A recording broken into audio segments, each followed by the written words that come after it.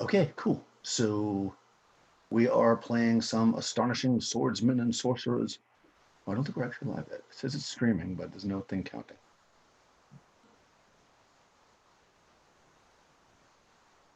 Okay, I think we are streaming. I am the worst streamer in the world. So no matter what I do, I'm terrible at streaming. So there we go. Okay, so anyways, we're playing some Astonishing Swordsmen and Sorcerers of Hyperborea. And we are going to play. This is from the module. Hold them up. Rats in the Walls and Other Things, Perils. The third adventure. This is the Brazen Bull. The party of thieves, mostly it looks like. You guys have been on the spend, doing some carousing, wasting all your money, and basically need to make some cash.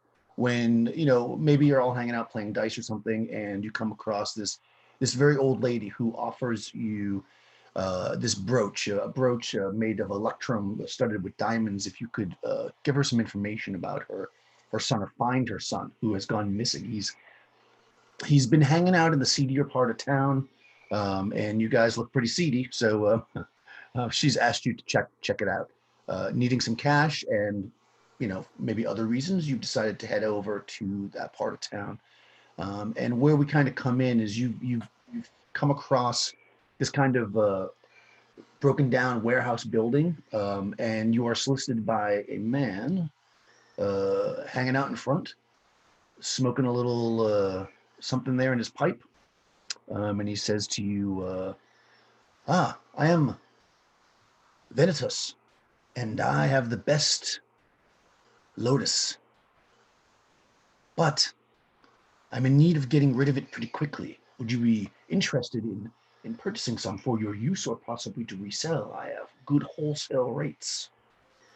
And he kind of looks out at you guys, and we'll do a little character intros here, and then we can kind of get into it. So, Tony, go ahead and intro your character first. As the gentleman says that, you see Cyricel, the scout thief, walk up, and his size is undetermined, and due to the large black robe and the cloak he wears, the hooded cloak around his face and his head. But you can see the smooth shave, smooth skin Makes sense. as he walks up, and his eyes peer out from under a cloak, and he looks towards the gentleman and he goes, "That stuff will bring you death faster than anything else that I know of besides this." And you see a blade, a dagger, shoot out from under one of his robes and down into his hand as he looks towards the gentleman and he goes, "I have not seen you around here before, but where would you have acquired this product from?" And as Cyricel, the scout thief, He kind of looks a little nervous and steps back. He seems a little unsteady on his feet. Maybe he's been smoking a little too much lotus. And he stammers and says, "Well, I never give away my connections, but I have very good connections." And at that, let's move over to Crystal's character. See a young guy wearing a bandana around his head. He's kind of completely covered up his chest and all as he moves up and kind of pats Sarah on the shoulder and says, "Oh, calm down, old man. Now you never ask someone their connections like that. Bad business." And he'll move over to the guy a little bit and say, "Let me take a look at what you got." And he'll inspect the lotus that the man is selling.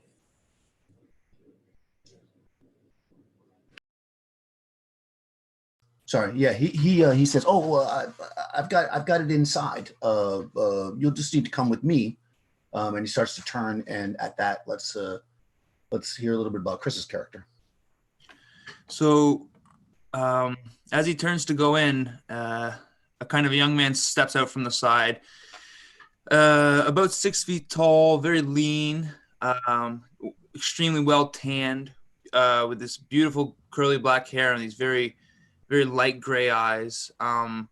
He's strangely enough wearing like what looks like a flower-covered apron, and you're not sure why he's wearing this while he's out, doing thieves' work for the guild. But maybe it reminds him of simpler times.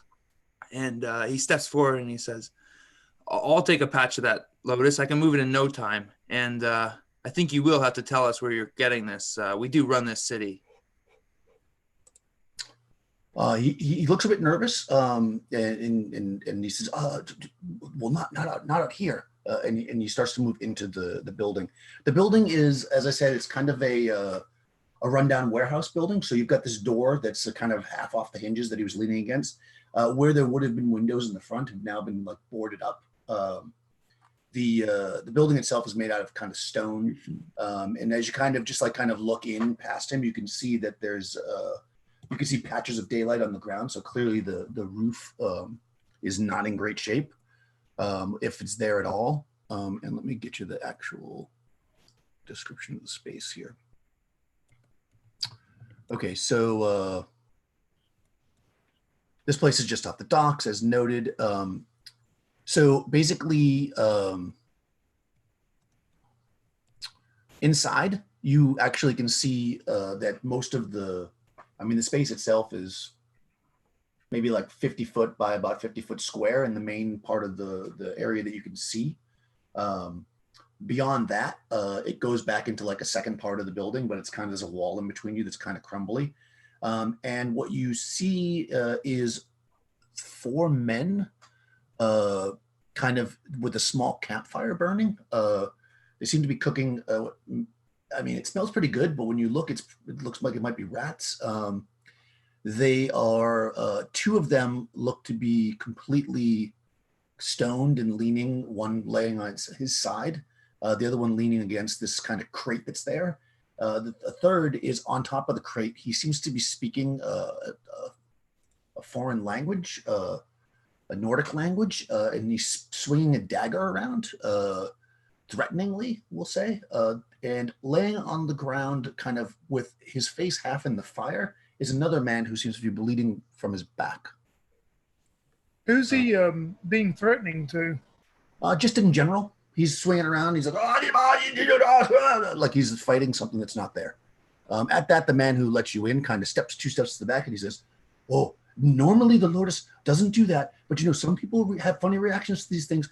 He'll calm down in a minute. He'll calm down. Don't worry. Don't worry about it." How big of a fellow is he?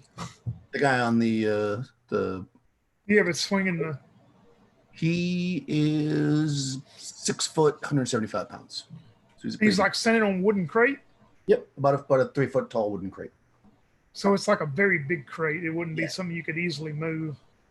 Yeah, you could if he wasn't standing on it, like imagine if it was full. You don't know if it's full or not. It'd probably take 2 people to move it anyways. Yeah, it's a big crate, like you pack on a boat, let's say. Silver Sail is going to look at a Trip and go, you grab the knife when he falls. And Silver Sail is going to take off running and try to knock him off the crate. I'm going to try to take his legs out from under him. I'll move behind. Okay, so you're going to charge at him?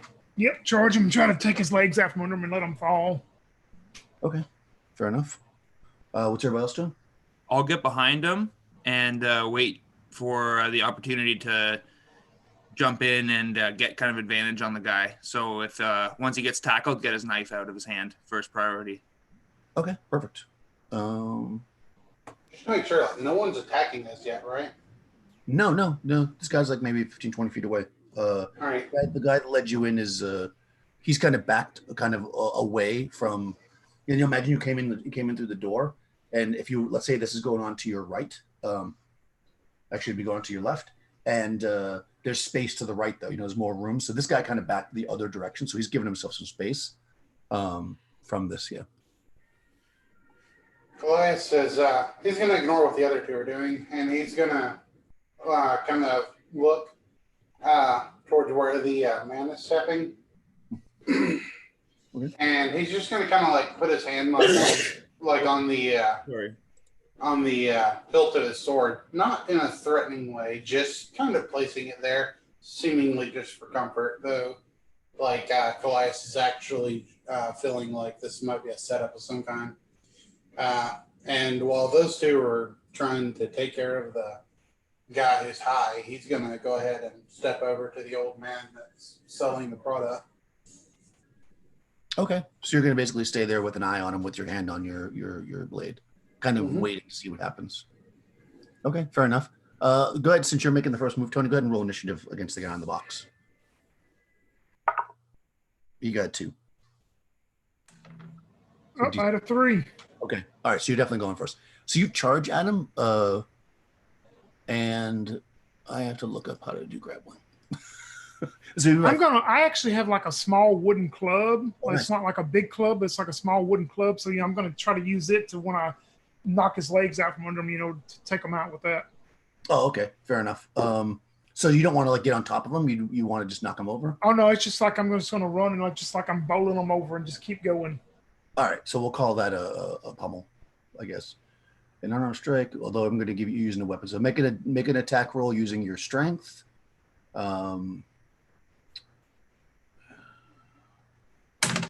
Oh, nice. Oh, good. That is armor class 1. Nice. Okay, and his armor class is, because that matters, because in a pummel attack, I mean, I don't think he's wearing any armor. It's 8. Okay, so that actually beats by exactly 7. I'm sure it hits. I mean, that hits, right? So the rule for pummeling. This is our first pummel. I'm very excited about this. The rule is if you beat one man-to-man fisticuffs, beating the AC by 7 or more, or a natural 20 may result in a knockout, depending on transformation save. So he gets a transformation save, so he gets to roll a d20. He might be unconscious. Oh, he rolled a 16, so he's probably going to make that. Let me just check his saves. So he's not instantly knocked down, I don't think. But that is pretty damn good. That's pretty good. Oh, he gets +2, so 18. Yeah, so he doesn't go down. He doesn't go down, but you'll do damage. Because remember, if you knock him to 0, he won't die. He'll just be unconscious. Yeah, just knock him out, right? Yeah. So go ahead and do damage with the club.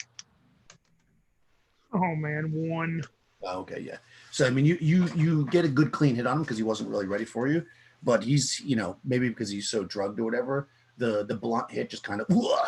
And I'm going to say because he made a save so well, he even stays on the box. So running up behind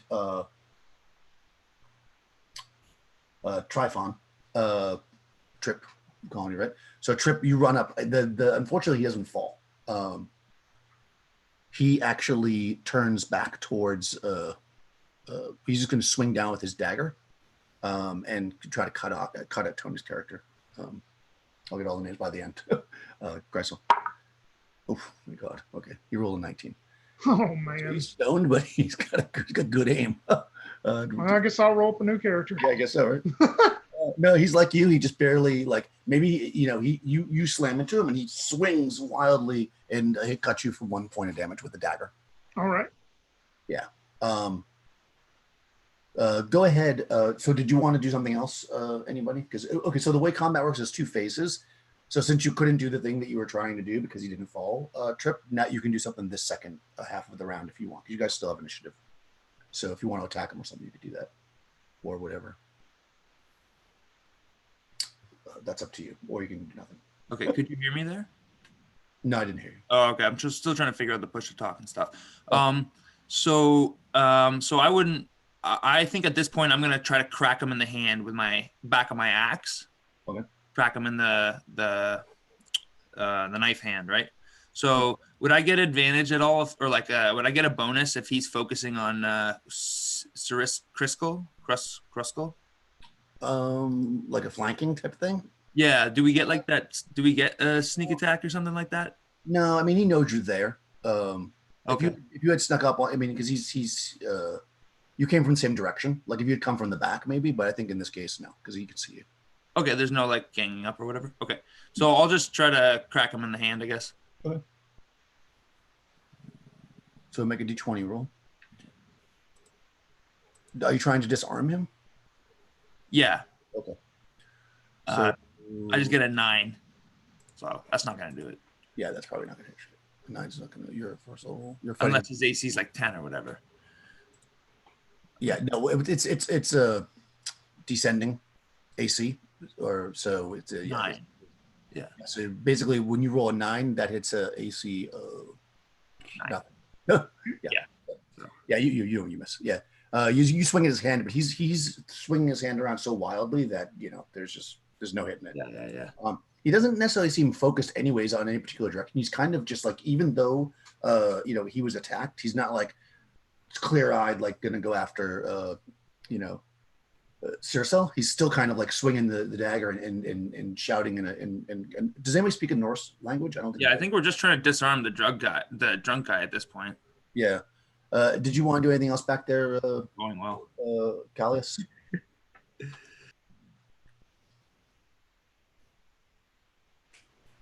Crystal? The dealer doesn't seem. No, he doesn't even seem to be trying to really hurt anyone. So I'm kind of even confused why we're even dealing with this. I'm just gonna kind of stay back with the dealer and watch these two, see what they're doing. Okay, you're gonna stay back for a second. All right, so we'll come into the next round. Since you won initiative, Tony, you can roll again. Yeah, I'm definitely going to try to club them out again. Okay, so are you still trying to disarm up there, Trip? Or that's basically your plan up there? You go basically disarming this guy? Yeah, I mean, I'm going to do the same thing. Try to knock that knife out again. That's the biggest threat.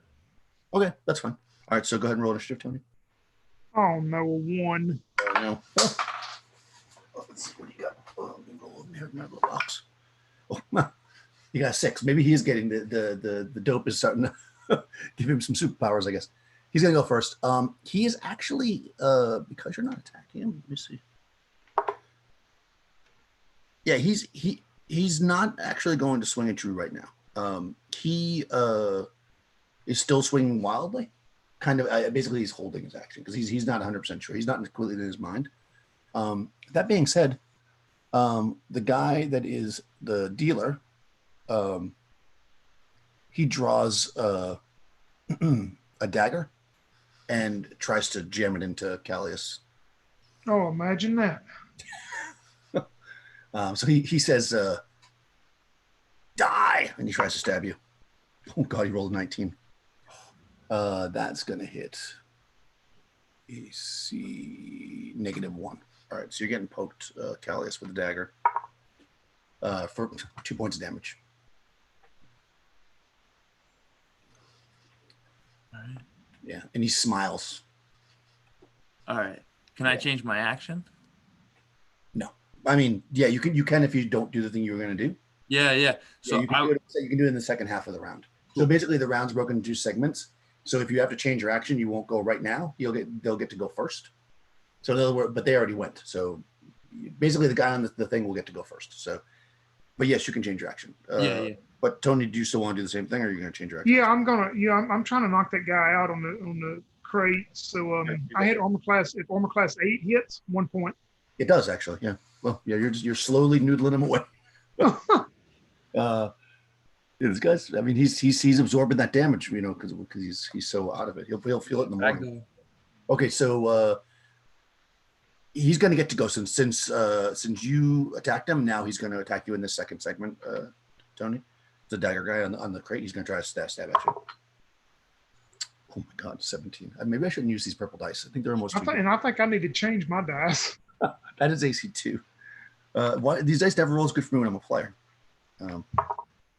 2 points with the dagger this time. Oh man, yeah. Okay. You see Circel's. He's staggering quite a bit now. Okay. What is it that you wanted to do now, Trip?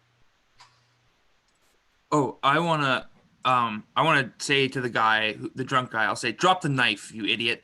And I'll turn around and run up behind the dealer. Would this give me a bonus at all? If I come up straight behind him? You got to run 20 feet to him. Oh, can I just throw my axe at him then? Is it a hand axe? Yeah. Yeah, you can. Okay, then I'll just whip it at him. Yeah. Make him a slow attack. Yeah. So that's a 16 if it's not a surprise attack. If it is, or if it's a sneak attack, then it's like a 21. No, it's not. You got to actually have snuck up on him to do that. Once you're in combat, there's no sneak attacking. No. I mean, Okay. unless you really sneak up. Like if they didn't know you were there. Like let's say for instance this fight was going on, what came up at the door, you could creep up and do it. But you're in combat. I mean they can see you. Let's see. So that'll definitely hit. I'm sure. His AC is only 9. He's not wearing any armor, so I won't even have to look that one up. So go ahead and roll damage for the axe. Okay. So a backstab just says attack from behind. So would this be from behind? Oh, no, it must be unaware. Yeah, you're hiding or move silently. Oh, okay. You got to actually creep up on somebody. Okay, cool. That's fine. I just want to know how that ability. Actually... Yeah, of course. D6 plus 1. Okay. And if you got a strength mod, I don't know if you have any kind of strength mod. Yeah, it should be on the character sheet. Your damage that's listed there includes any modifications. Yeah, D6 plus 1 for the hand axe. Yep, perfect. Okay. So, what did I get? 6. Yay! Nice. All right. Yeah, this axe flies and hits him kind of in the the back shoulder, and he actually yells out in pain and stumbles forward. He's still standing, but he's hurt. That definitely All right, awesome. Okay, so coming into the next round, what does everybody want to do? Wait. Can I do something real quick during the second phase? Yeah, you can. I'm sorry. I thought you had already done something. Nope, I haven't done anything yet. That's right. Sorry. So since he stabbed me, since this axe slams into him, Callias is going to pull his short sword and stab it into the guy. Okay, nice. And I already rolled, so I hit armor class 2, and I did 4 points of damage. Okay, fantastic. So you this axe hits him, and he kind of like turns like, ugh! And as he does, you kind of like pull your sword out and jam it through the side of him, right through his kidney. And you see his eyes roll back in his head, and he falls to the ground dead. And as he falls to the ground dead, Callias is going to say to him, "Poor choice, old man." Nice. I would say he's not that old, but you're probably super young. All right, so all the adventurers are really young, except for Tony's. No, my guy's actually young this time. Okay, nice. I'll yell out a congratulations in thieves' cant to Callias. Nice. he bit the worm. He did. Nice. Okay, good, cool. Okay, so what do you guys want to do this round? So you got this crazy guy on the. He does not seem like. You can imagine that it's almost like he's in his own world. Like he thinks he's fighting whatever giants or trolls or dragons. Like he doesn't seem to really realize anything's going on. So he doesn't react at all to the guy getting killed. Also, the two guys on the ground are completely out of it. They're not moving. So I'm gonna try my best to take him out, and if not, he'll probably take me out this time. The crazy drunk guy. And how about Trip? What are you gonna do? I think I'd yell out, "Forget that junkie. Give him some space. Give him some space. Who's that lying on the floor there dead? Is that our boy?" And I'll kind of try to make my way around to get a look at who's lying dead. Okay, yeah, you can do that. And what about Callias? What's your plan? Callias is going to say, "I agree. Forget the junkie." And then she's going to search the old man to see if he actually has any lotus. Okay. Yeah, you bend down and start going through his pockets. You're going to move away from this guy who's swinging the dagger to the fire, and Tony's character is going to stab. Since you lost initiative, we'll move to the next initiative roller. So Chris, roll initiative. So that's just a straight D6 to the side.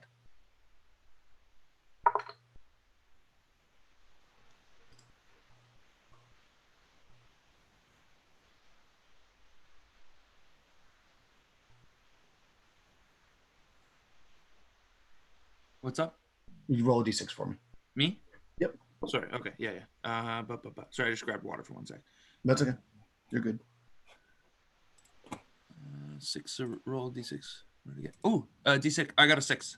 Perfect. All right, you guys win initiative. So melee goes first. So Tony, make your attack. Oh, come on, dice! Don't fail me now. Oh no! I rolled a 2 on the die. All right. Yeah. He's jumping around like a maniac, and nothing. You guys can make your movements because that's the second phase. You move up to the guy's facing the fire. It seems to be an older gentleman in his late 20s, so it's probably not who you're looking for because you're looking for a child. Okay. If you're talking about the thing I sent you. Yeah. Well, I mean, it could be. Oh, the old ladies. There was an old lady looking for her son. Right. That part. Right. The child. As far as looking for the other thing that I sent you, maybe we'll do it. Roll 3d6 and try to get under your wisdom. All right, take that off. 1 0 3 2 4 and 5 11, and my wisdom is real quick 12. Oh yeah, wow. Okay, I rolled an 11 under 12. Okay, so you quickly like roll him over and look at his wrist, and you know that all of the those people that you're looking for have a certain like a branding that they do on their wrist, and this person does not have that. Oh, okay. Let's say it's not. The guy that you just killed. Can I go through his pockets real quick though? Yeah, you can loot him. Okay. The guy that you just killed, Crystal, has.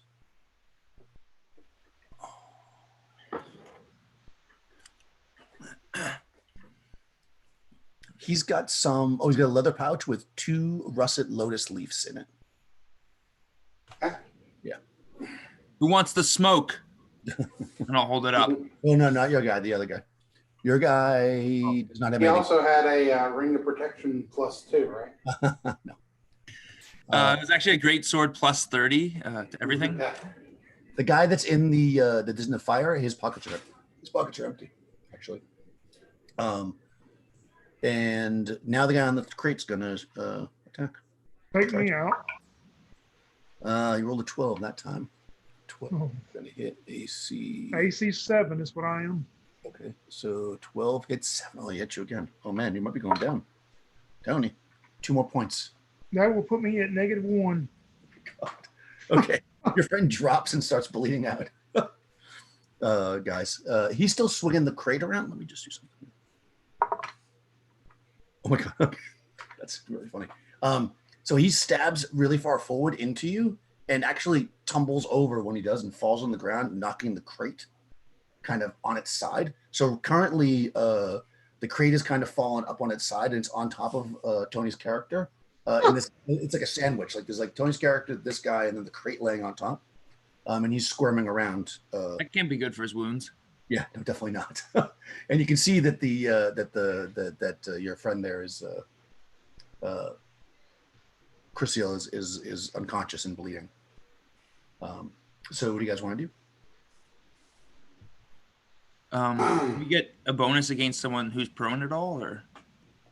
Yeah. Okay, well, I'll run up and drive my longsword into this drunk guy. He just fucked up my friend. He's dead. Okay, yeah. I mean, he's basically incapacitated under this thing, so I'm going to say you can just run your sword through and kill him. You don't have to worry about rolling or anything. You stupid junkie! And I'll just cut his head off or cut into it. Yeah. I'm not. We're thieves. We're not very couth people, you know. Yeah. No, I'm just thinking like it's like you can stab through him and kill him. But you're like, I chop off his head. You chop off both their heads. Yeah. Oops. Promotions for everyone. Yeah, you stab really, through. We got to go through all this today, and Goliath will push the body off of what's his face, Tony's character, who I totally know the name of. Yeah. Just call me Cyrus. Yeah, don't learn anybody's name until they survive at least one adventure. Cyrus, yeah. Yeah, and like he'll pull Cyrus out. Like he'll start like pulling him towards the door or whatever. Okay, you can definitely do that. When you do that, I mean, you notice because you kind of push the crate away that there's actually under the crate, there's a 3-foot diameter like hole in the ground with a ladder that goes down. Huh. Look at that. Yeah. I mean, at -1, you're not technically bleeding out. Tony, at -3, you bleed out. So you're stable at -1. You're just unconscious. All right. Yeah, until you rest. Do I have any skill? Can I help patch him up at all?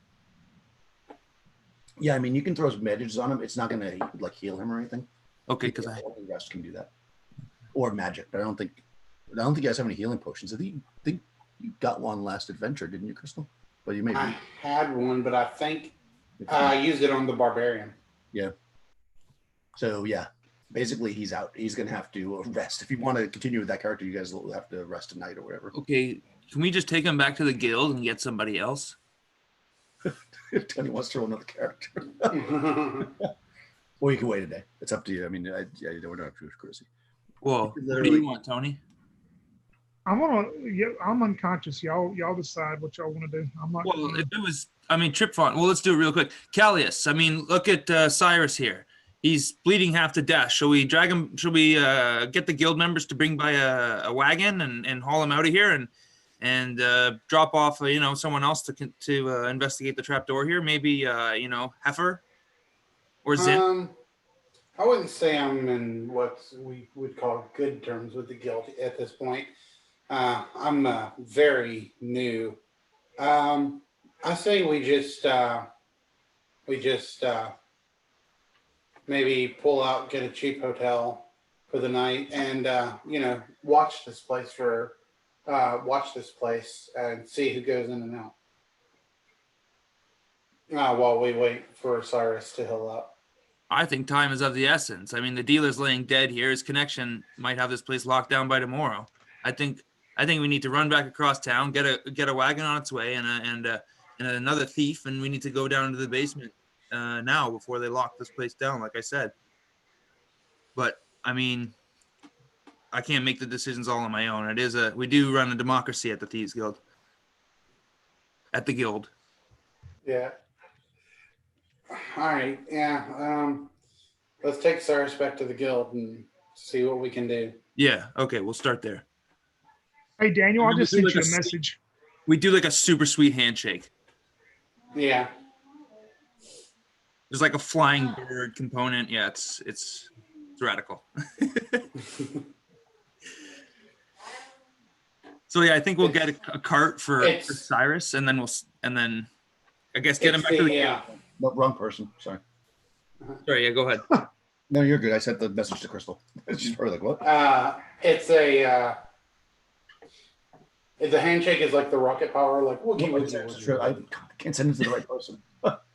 Apparently, I'm terrible at private messaging. There we go. Actually, there's a component where we do the handshake, and then like you hold your hands out, and I step on them, and we do like a somersault, and then I do the same thing, and you do like a somersault, and it's sweet. It's like a. Wow. All right. Yeah. Yeah. And our you friends gotta be very dexterous to like join this Thieves Guild. There you go. That's what the thieves do. Maybe, Tony's character is probably like, maybe I'm glad I'm out. We do this Really? We do this over his body, back and forth. All right, let's see. Yeah, I'll take the I sent you the deal, Daniel. I'll take that one if you got it, and that's save me from having to roll it all up real quick. Yeah, no, makes sense. Hold on, this is a 7th level character. Yeah, you probably want a 1st level character, I'm guessing. No, you can give him a 7th level character. That's fine. We'll just stand behind him. I don't want to. Yeah. I don't want to have to put a lot of work on you, make you have to like deduce the number and everything, Daniel. No, I have it in both flavors. Let's see. I have to find the one that I did. So this is what kind of armor does he have? Fighter. Hold on. Is this the one that I was going to try to find me a picture real quick. But... Oh yeah, it's a female. You can change it if you want, but it's oh, it is. No, I'll take a female. You know me, I don't mind. I believe it is female. She is a 19-year-old, 5'1", black hair. If you got it, not that matters. She's got armor. Armor class is 4, so I'm guessing that's chainmail. She has shield and studded leather, long sword, short bow. Oh, this will work. I found one. All right, let me send you I'll send you the link. Well, actually, I can send it through this, right? Let's see. This is you. File. The computer. That may be the quickest I've went through a play or a character so far. I think maybe. I didn't think that this encounter would be. I mean, I didn't realize the guy on the box was as tough as he was. Actually. Yeah, the junkie. It's always the damn junkie. Yeah. I'm pretty sure Yang still holds the record, though. The thing is, though, your roll, if he had failed that save, you would have like knocked him out in one punch, which would have been awesome. But then he made that saving throw. So, yeah. Man, I got beat up by a homeless guy in my other game recently. So. There you go. This works. Yeah, I mean he's pretty tough. But yeah, you were able to incapacitate. That's the thing. Like if you had knocked him down or whatever, I would have just let you run the sword through him. But Yeah, I wouldn't have killed him, but then he just almost killed my buddy. My buddy's lying there dead. I mean, we're not rational-headed people. We're thieves, right? Yeah, yeah, and you would know. I mean, living in this world, that somebody acting like that probably took the wrong kind of lotus. Like they're gone. They're well gone because it can cause insanity and all kinds of other crap. So yeah, Speaking of lotus, while we're headed back to the guild and everything, and switching out Cyrus, can I look at that lotus? Like, does it look good? Is it the good stuff, or it's russet lotus, which is like the cheaper kind of lotus. I mean, it's not worth a lot, but it is valuable. Well, if you're a junkie, it's worth about 5 gold pieces a piece, which is not cheap. But it's worth more if you sell it to like a magician to make potions and stuff. You know that. So that but just eating it by itself, that little bit, you only have a tiny bit. You would think if he's a dealer, he's got to have more than that because that's like nothing. Yeah. Yeah. Callias is gonna say all of that for just 2 grams of russet. Not hardly even worth it. Yeah, and I'll say too that like you could have taken the moment to look through the other 2 junkies there. They didn't have anything either. Like these guys are broke. So. Well, what the heck that was a weird thing to have happen. I mean, I know that happens in the poor quarter all the time. You go in the back door and you get jumped by dealers. I mean, that's our life, but these guys are real lowlives. What the hell were they thinking? Taking on the 3 of us, clearly armed, clearly members of the guild. I mean, they must be new in town. It makes no damn sense. I say we just... I was also expecting a more uniformed approach. I was expecting maybe 2 guys to come out the back or, around from the front or something. Or 5 or 6, like a real professional operation, like a bunch of amateurs. And they paid the price. Yeah, I mean, there was 5 of them total, but 1 was killed by one of the other ones, and then 2 were completely stoned. So, yeah, you get the Why the hell do you think he did it? A lot of people do anything. The lotus, man, that damn lotus. Who's pushing that in town? We need to stop it. It's killed. You know how many of my protection people have disappeared, up and gone? They're not turning in their money. They're busy smoking it all. It's going the wrong way. I'll tell you that. The whole town's falling apart. That's the truth. Maybe we'll get to the bottom of this. Literally. Oh, cool. It feels like it. All right, you're back. If a thief, I'm ready. All right, so Tony's. Oh yeah, perfect. Cool. Yeah, you guys are bringing the scout back. I mean, the scout's not technically part of the Thieves Guild, but you bring the scout to a safe house or whatever. And when you're there, you see somebody who you interacted with before, Tony's character, and you can introduce your character to like him. A merc.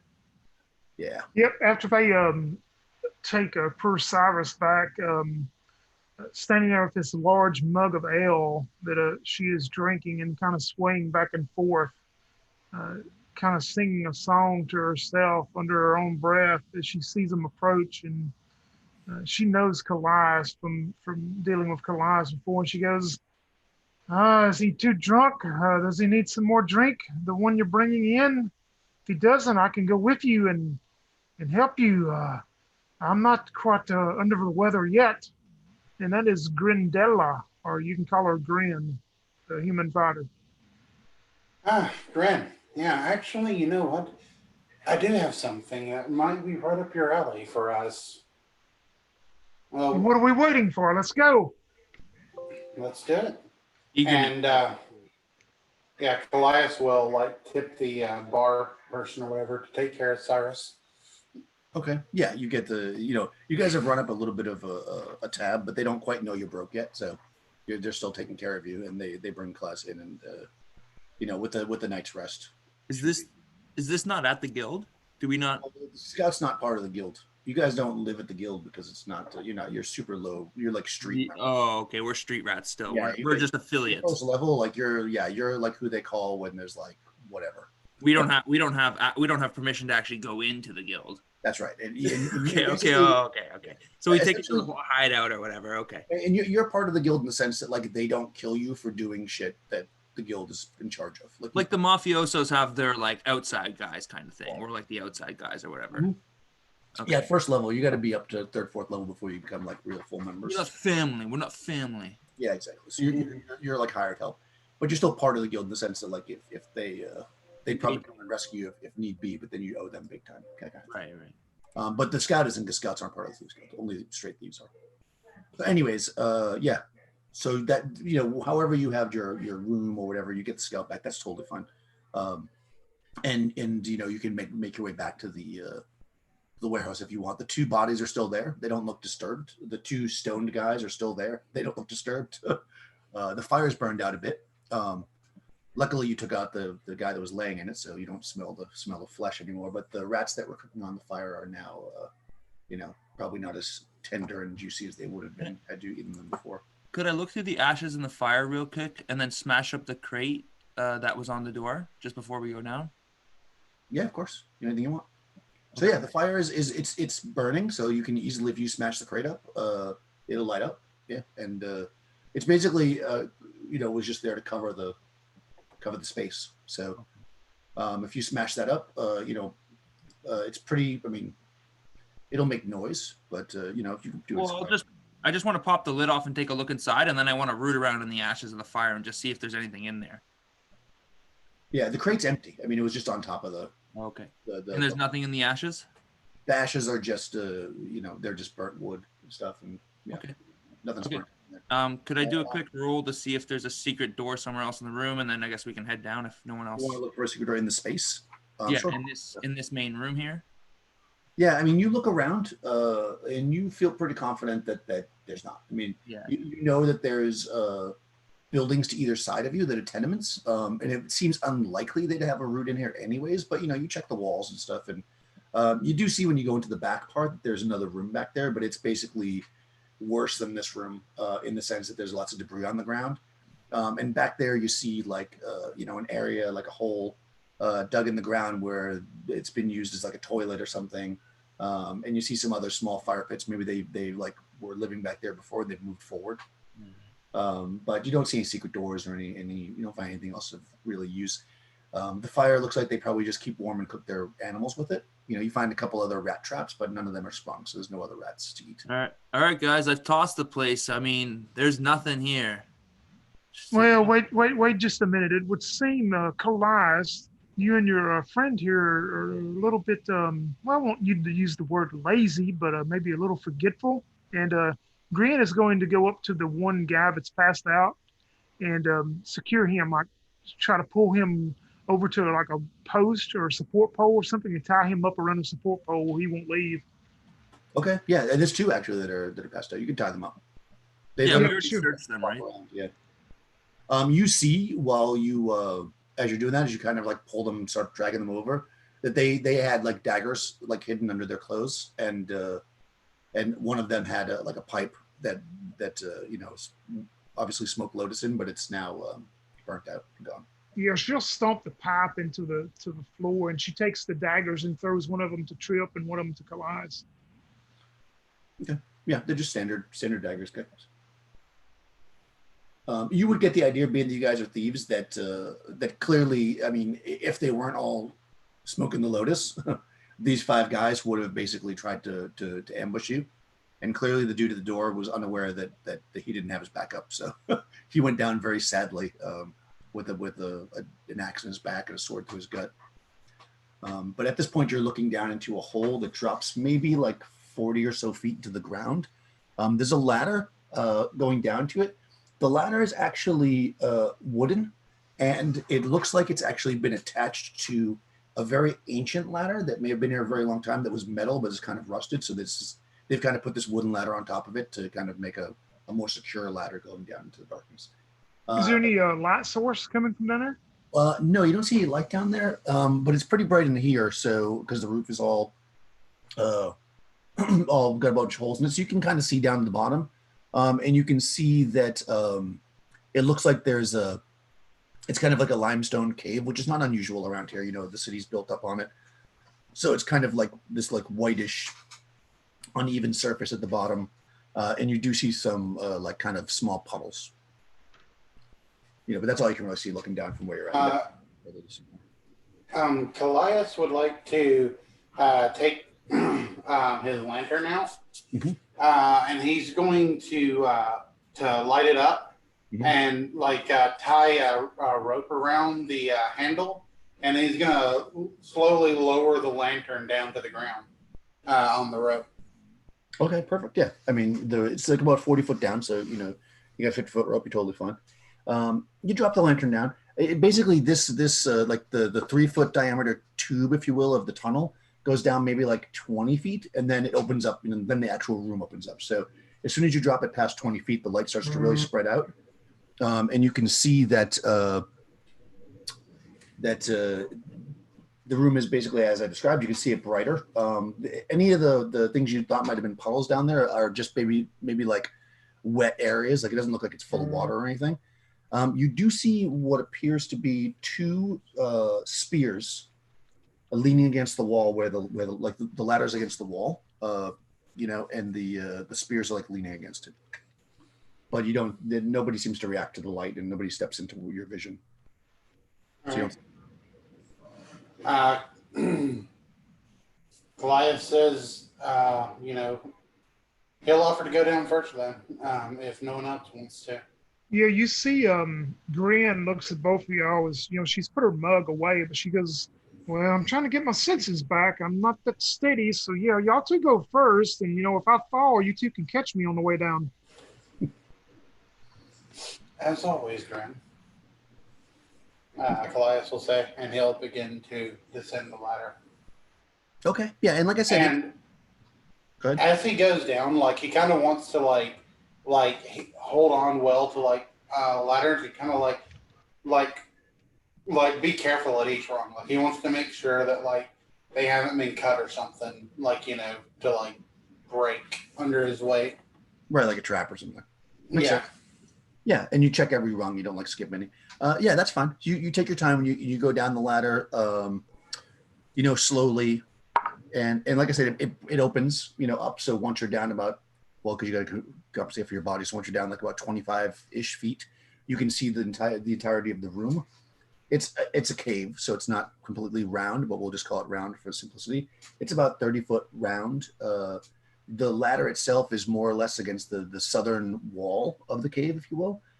You see your lantern down there, of course, the puddles of water, as I mentioned, the 2 spears. You get all the way to the bottom. The stairs are like the ladder is completely good. In fact, it's clear that like whoever built this ladder, like put a good ladder here because they want to be transporting stuff up and down. Like you think somebody easily twice your weight could climb on this ladder with no problem.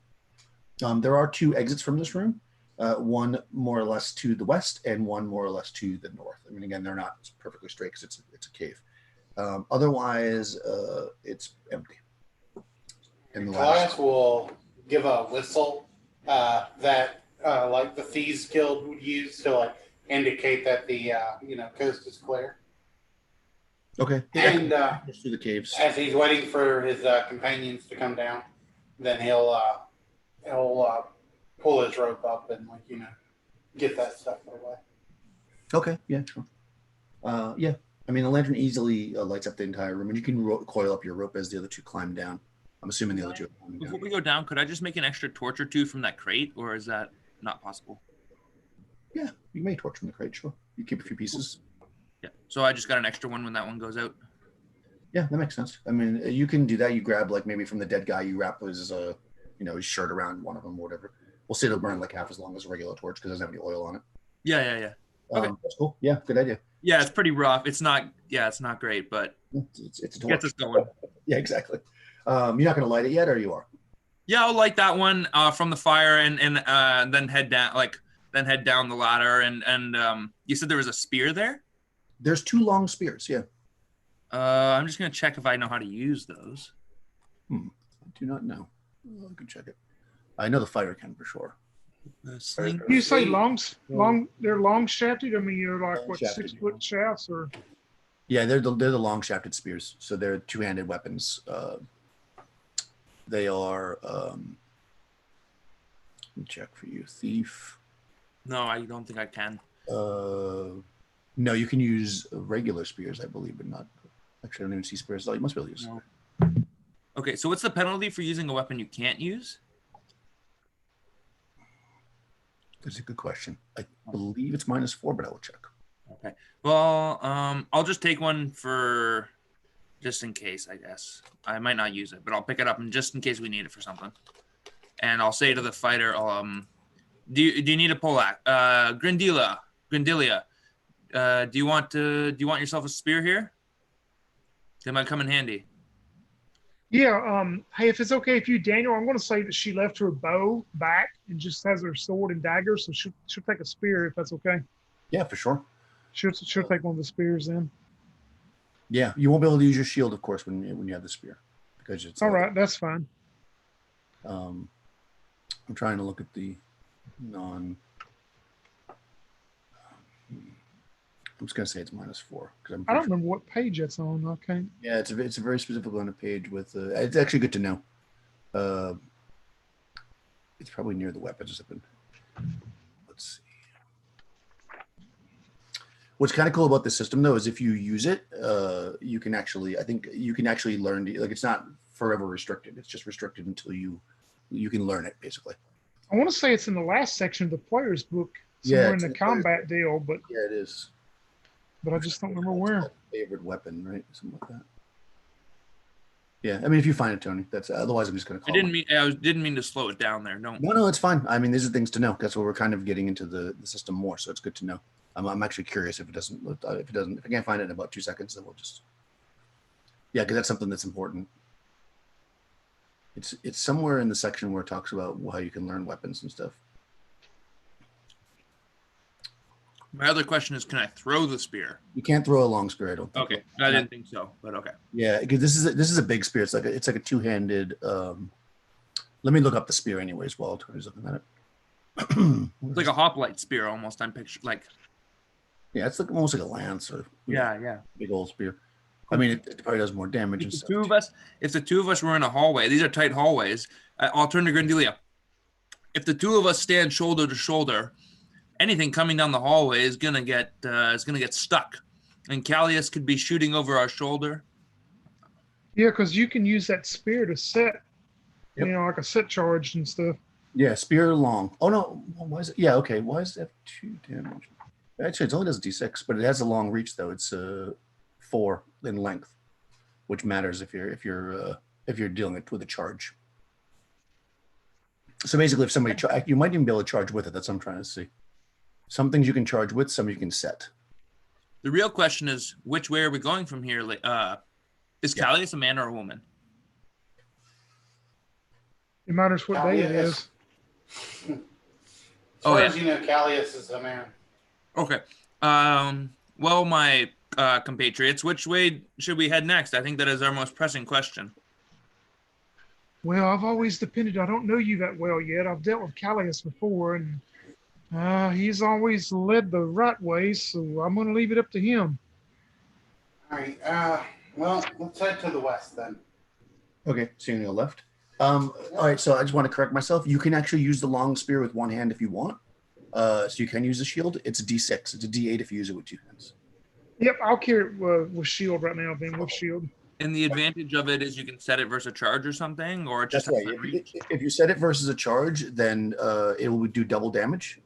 And because it's a long spear, it's a weapon class 4. So there's only a handful of things that are longer than it, which means that you'll probably win. Like if somebody wins initiative over you, but they charge at you, but you have a longer weapon, then you hit first because obviously your weapon is longer. So that's an advantage for setting the weapon. Okay, sweet. Thank you. Okay, so you go left. So you head out to the west. You travel. It's kind of going kind of west to northwest. You travel maybe like 40, 50 feet, and you can see just in front of you, maybe another 10, 15 feet up. It's going to split off to go more directly west or north. So you're kind of coming at an angle, and then it goes west or it goes north. Hey, Daniel, I hate to interrupt, but I think I found that unskilled weapon deal. Is that what you're looking for? It's on page 112. A thief is a -2 attack penalty. Okay, cool. Perfect. Yeah, that's what I was looking for. Thank you. So yeah, it depends on, it's by class, I guess, which makes sense. Okay, sweet. Yeah, so -2 if you use the spear, which is still pretty good. And of course, because of its weapon class, you won't be able to do a backstab with it. It'd be funny if you could. long spear sneaking up with the long spear. I mean, actually, I just imagine like cartoonishly like big like tiptoes. Yeah. Okay, so yeah, so you head up. I'm sorry, Crystal. Did you say who's leading the pack, Crystal? I guess I'm. Yeah, I guess so. If they're gonna go forward, sure. And Callias has a hooded lantern, so I'll like make the hood to where it'll shine out like a beam in front of us, so that way they can see really well. You know, so like I'll kind of drape the hood behind the back and try and pull up just the front, so that it's more like a beam than like all around us. You know what I mean? Sure, you're going to close the hoods on the three sides, but not the front. Right.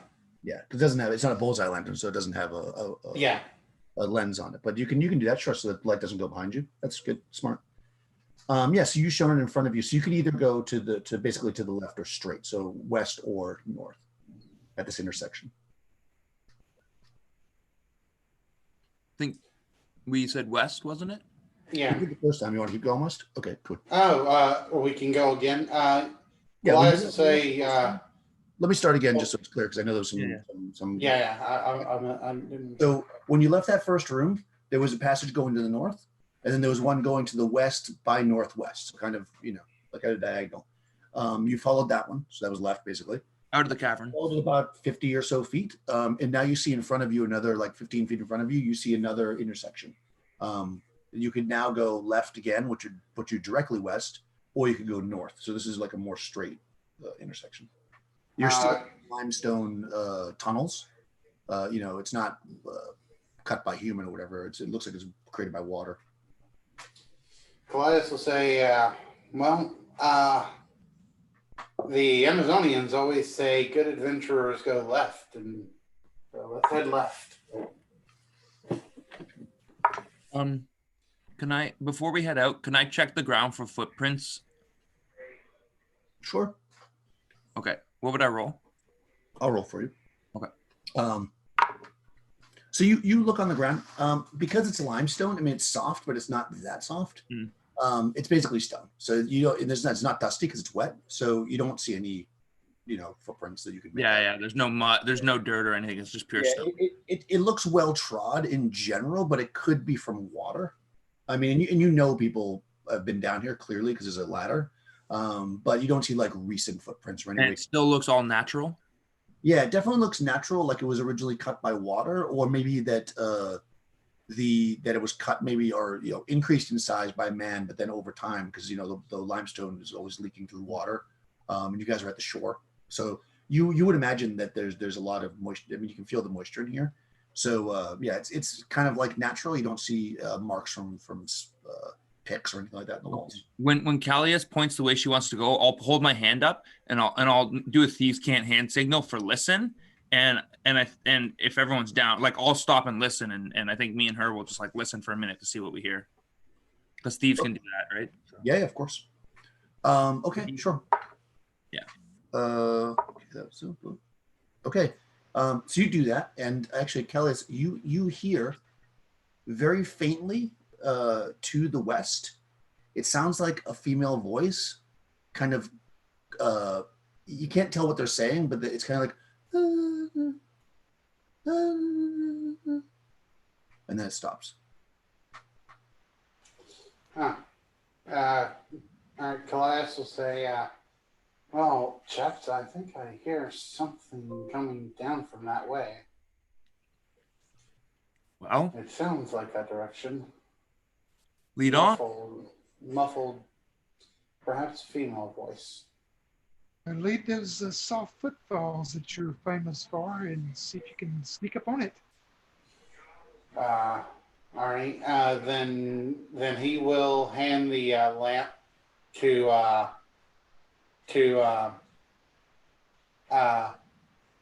Trip, then, since Trip has one hand free. Oh no, I'll come with you, dear. We'll do it together. You needn't be alone. Trip's holding the torch too.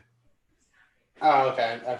Yeah. So, all right. Then, yeah, Callias will begin to walk ahead, and I'm gonna attempt to move silently down the tunnel, And if I can, I want to kind of like put the hood down a little bit and like just every once in a while lift it to make sure I see where I'm going, and then like I'll put it back down again. Okay, so you're going to shone a little bit of light, and then you're going to walk forward, then stop, and then do. Okay, that makes sense. Yeah. And Grant's probably going to stay, 20 foot behind both of them, like at the edge of the torch light. Okay. And So- I'm just staying with Callius. Well, okay, so I think if I'm understanding everything, just so we're clear, that Callius is trying to be discreet in the dark, and you're holding a torch in your hand. Yeah. Oh yeah, no, I'll leave the torch. I'll leave the torch behind with Grandelia or whatever. Sorry, I thought I said that. My bad. I Okay. just don't want her to go alone. We're thieves, right? So I figured, unless she's not into that, but I'll just I'll say As far as you know, Callius is a guy.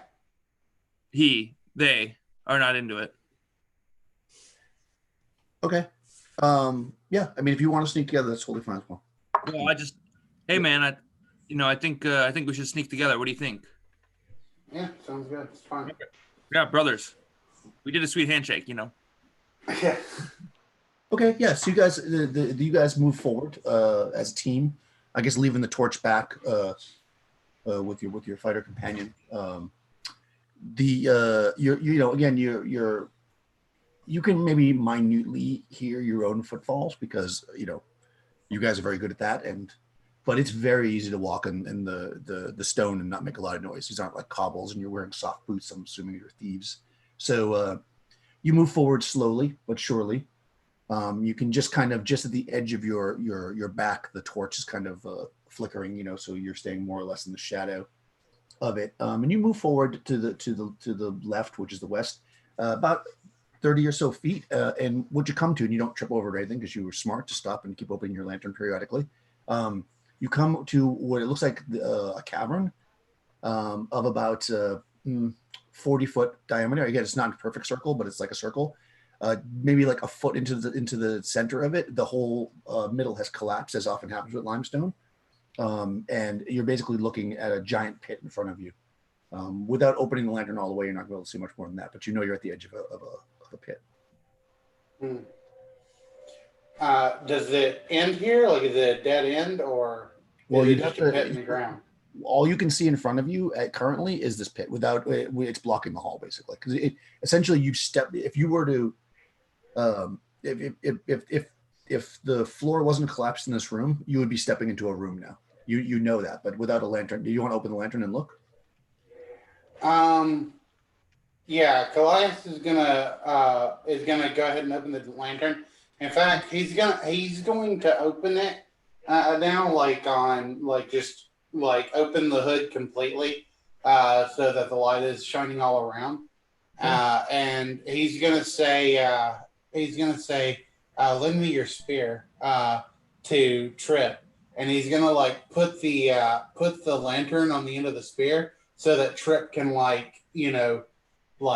hold it out in the room a little bit better, and maybe down and hold it down a little bit, so that way the spear will catch it from falling. Yeah. Smart. All right. Assuming that you're down for that trip. Yeah, we'll do that. We'll get the lantern on there, and I'll be holding it down into the hole. See what's down there. Cool. Prepare for something to strike, I say as I hold the lantern out. Yeah, so you hold the lantern out into the center. As far as the long spear is probably like 8 or 10 feet long, or we'll see, something like that. So you stretch it out as far as you can. It's, even though it's not very heavy at that length, you're holding it because science. Yeah. But you can light this whole room up. Again, it's about a 40-foot diameter cavern. Right where you are, almost directly to the edge of the hallway you're in, we'll call it a hallway, is cut off where the floor collapsed. And you can actually see coming out of here that there's a, if this floor hadn't collapsed, there'd be a path going to the north and another one going more or less to the west, but from the kind of southern wall. The room itself has about a 20-ish foot ceiling above, where you are, the level you are. And when you hold the lantern down, you can see that it drops down about, you're gonna guess about 50 foot down, 40 to 50 foot down into what is a pool. So you see a pool of kind of I mean, you're lighting it from above, so you can't see through the water clearly. So it looks like a pool of just like dark water down there. So like, again, this is not uncommon in caves like this. It's basically a collapsed cave with water at the bottom. Waiting a few minutes. Limestone. Let me just see if, it's hard to really make out any much except for on the other side of the room, just above the water level, you see we'll call it a cave, like an inlet, and there seems to be something in there. It looks like like a sack or something. It looks like it's fabric, but it's large. Some well over 5 feet long. Okay, so again, there's we go down. There's a 40-foot opening, and it goes down a bit, and there's water down there. And at the other end of the lake, we see a cavern. Hello? Yep. Yeah. So I'll go through it one more time. So. Hello? Yep. Hi. Hello. Hello? Crystal. Hello? Hey. Yes. Sorry, it's saying my internet connection's unstable. That's great. Oh, yeah. I saw you go red for a second.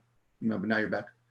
Okay. So I'll just go through it one more time, just really super basic. So it's imagine the room's round, right? You're coming in from the east side, more or less in the center of it, right? On the north side, there's a passageway going out at your level. These are at your level. Mm-hmm. On the southwest side, there's a passage going out. So that's all kind of at your level. But the floor is collapsed. So down at the very bottom, there's water. And on the east wall, a few feet above that water is a little bit of a cave. In that cave looks like maybe some kind of fabric that's like a sack or something that is about 5 or 6 feet long. So that's just kind of More or below. less directly across from you, yeah. Oh, directly across. Okay. Should we get that ladder and go down and see what's in that sack? Well, the ladder is attached to the wall.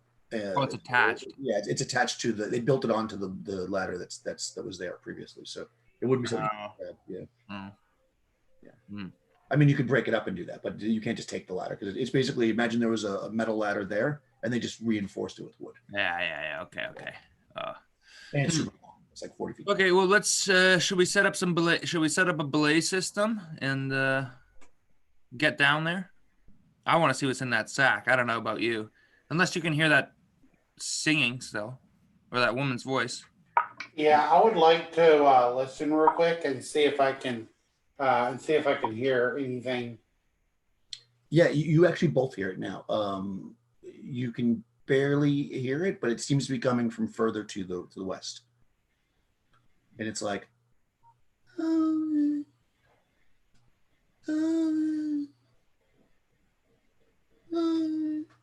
then it stops. I'm all for helping damsels in distress, but honestly, I'm more interested in what's in the big sack, right? Yeah. Just I mean, unless you have some other means of doing this, just the most obvious way to get to any of these things is going to be through the water, unless you want to climb and go along the walls above, like climb. You could, because you are thieves, most of you. You could try to climb the wall across the passages. If we take a look, do we see anything that looks like it would bring us around the edge to the far side of the cavern? I mean, not for a normal person. Like the fighter definitely won't be able to do it, but thieves can climb on sheer surfaces. So you can basically you could make a climb check to get to that passage. Kind of scaling across the space. It'll require 2 checks because of the distance. Just because you're gonna have to go I imagine you're gonna have to go up and down in order to get. You can. Yeah, that would be, a thief could do that. A fighter, you wouldn't be able to unless you put some spikes in the wall or something else. I was gonna say. Or I mean, you don't know how deep the water is, but you could theoretically take a rope, go straight down to the bottom, walk across the water, and then climb up the other side as well. Those are the most obvious things. To get to the place where the sack is, you would need to go almost around the entire thing. So that would take you 3 checks to get there if you just want to try to climb to it. So if we were to climb over, we could get to the sack easier. You could get to 2 of you could get there with 3 successful climb checks. If you fail, then you'll fall in the water. Basically. All right. Fighter will not. Yeah, I'm gonna have Goliath say, stay here and let Grin know what's going on, and I'll climb ahead and see if I can get down to that sack. No offense, but I've seen that I'm a better climber than you. So why don't I take the lead? I mean, I'm the one who's so bloody interested. How about you keep an eye on me? If anything moves in the water, you stick it. And I'm just going to take my spikes and see if I can make it over there. All right, very well. I have a slightly better climb than you, so that's my meta. Yeah, that's fine. Okay. Okay, GM, I'm going to try to go climb. Cool. Yeah. So you Put can my make dagger in my teeth. 2 checks will get you to the passageway that is basically going from the southern western corner, and then you can from there you can take 1 more climb check to get to the other spot if you want. Okay, so I have a 9 and 12, so I'm just going to roll 3, and if any of them are 10 or higher, I go in the water, right? Yeah, that sounds right. 11, 2, and 9, so I go in the water on the first check. Oh. Okay. So yeah, so you start to climb over, and you're moving very simply, but you misjudge how fragile some of the limestone is, and it caves out, and you try to grab it. It's so slick, you slide down into the water. This is bad. All right, so I'm gonna say, let's do this. Roll a d6. Oh, Athena's curses, this limestone. Actually, roll a d4. And we're gonna determine how far you fell. 3. Okay, 30 feet. And then we'll so that's 3d6 damage, but halved because you're going into water. Oh, that could kill you. Oh no, 1. That's pretty good. 5 and 1, 6 points. So 3 points of damage. Wow, you are lucky. Well, you are like you realize you're falling, so like you military style, like cross your hands over your chest and like put your my feet legs straight. Yeah. I mean, you're an Atlantean, so you're used to diving. Maybe you push off the wall and do like a beautiful dive. That's right. My skin was actually feeling really dry. Yeah, so you splash down into the water. It's not very deep. That's why you took damage. It's only about 4 foot deep. So you splash down, and you're supposed to look before you dive, idiot. And then you're able to like stand up. And when you do, something strikes. Yeah, we're not the scout anymore. Right? I will see if you're surprised. Oh God, you are. All right, you're surprised. So it's going to get an attack on you out of the water or in the water. Nobody sees it at first because it's surprising. It's going to try to grab at your leg. There's a snake down here. And it attacks with a 5, which is not going to hit you. So you feel this snake like try to wrap around your leg, and you kind of like get away quickly, and you see it kind of come up. But this is about an 11-foot long snake in the water. Hades shade. Yeah, and at the top you guys can see it as well. So now, what do you guys want to do? I'll strike with my longsword at it. Okay, how about up top? Callias is going to try to pull their rope and toss it down to toss it over to where they're at in the lake, to where Trip is at in the lake. Right, so we can get back up easy. And how about Grant has actually been waiting back down the hallway for Callias to let a whistle out to let her know everything's clear. So she's just been back down the hallway waiting for Callias' signal that's never come. Okay, so you hear a big splash. Okay, so we'll roll. Since you're in the water, I'll have you roll, Chris. So roll a d6 for initiative against the snake. They got a 4. Want to beat that? 6. Okay, you're gonna go first. So you can attack. So the way this works is you can attack and then move in the second part of the round. Okay. Since you're having a rope thrown to you, basically you'll attack, then the rope will get thrown, then the creature you can climb. So so I'm actually going to strike at the snake, and then I'm going to move towards the eastern shore, like the shore with the cave in it. Oh, so you're not going to go? Okay, that's cool. Yeah. Perfect. You can do that. So I'll strike at it. Ooh, 14. I'm sure that hits the snake. Doesn't have very good armor. Hits, I think, like an AC 5 from me. 14 hits 5. I hit AC 5. Perfect. That hits it for sure. Okay. So just the D6 plus 1? Yep. 1d6 plus 1. 4 damage. 4 damage. Okay. You cut into this thing. I mean, it's a big snake. So. Oh no, shit. Sorry, that was my longsword. That's not the right damage for my longsword, is it? D8 plus 1, and I don't know if I had my shield or not for this, so we'll say D8 plus 1. I mean, you probably don't have the shield armed or the sword because you were climbing. You probably drew the sword and attacked with it. Yeah, so I guess we'll say the D10 plus 1, which would be sweet. Yeah, if you want to use it too, and you can. Yeah. Okay, yeah, that makes sense. I mean, that's kind of epic anyway. In the water with the snake, like, it makes sense you ditch your shield if you're fighting in the water. So, oh, yes. Max damage, baby. So 11. Oh, yes. 11, indeed. All right, you chop into this thing very deeply. It doesn't completely go through the snake, though. So it's not dead. All right. Well, that's either way. Trip feels incredible with that strike. That's the best he's ever swung a sword in his damn life. Yeah. When you really needed it, yeah. So you swing at the thing and chop deeply into it, and it recoils back, so you can tell it's still alive, but it's very hurt. Up top, you're throwing the rope down. I mean, because you don't know that he's not gonna take it. So Yeah. Okay, so you toss the rope down, but Trip moves. Well, the snake's going to attack first, and then Trip will move. It rolls a 6, which is not going to hit you. So it's tries to wrap itself around you, but it's so damaged that it kind of like it can't quite tighten onto you. And you move to the east, and you can move half. Fortune will not desert me today, foul-scaled creature. So you were there, so you've got about 40 foot to move. What's your move? 30, I think. Should be on the first page. It's probably 30 because that's what most people's move is, but it could be 40.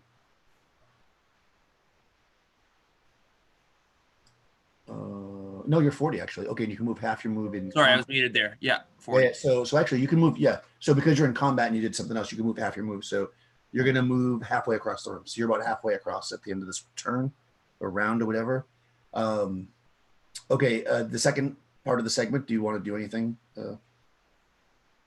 Anybody else? The snake's gonna follow you. Like, did you want to call out to your fighter friend, or draw a weapon, or do anything else, Crystal? Callias would like to say, "Hey, Gren, we need you down here." Okay, good. All right. Yeah, you can move half your move if you want to get to the edge or whatever. If you want to, you can do that this round. Yeah, sure. If she hears Callias, I finally let her know, but to come, she will. Okay. All right, so you move down. I mean, you said you're only 20 feet back, so that's probably what's your move? 30? Yeah, I believe 30. Let me scroll up. Yeah, I think so. No, so it's 4. It says 40. Oh, right, because you're in studded. You're in light armor. So yeah, you move right up there, right to the edge, and you see your thief companion Trip making his way through the water like a fish because he's an Atlantean. There's a bloody snake, like a snake that blood is oozing out of it, following him through the water. Yeah, I want to try to throw the spear at the snake. Okay, so into the next round, you're going to throw the spear. What about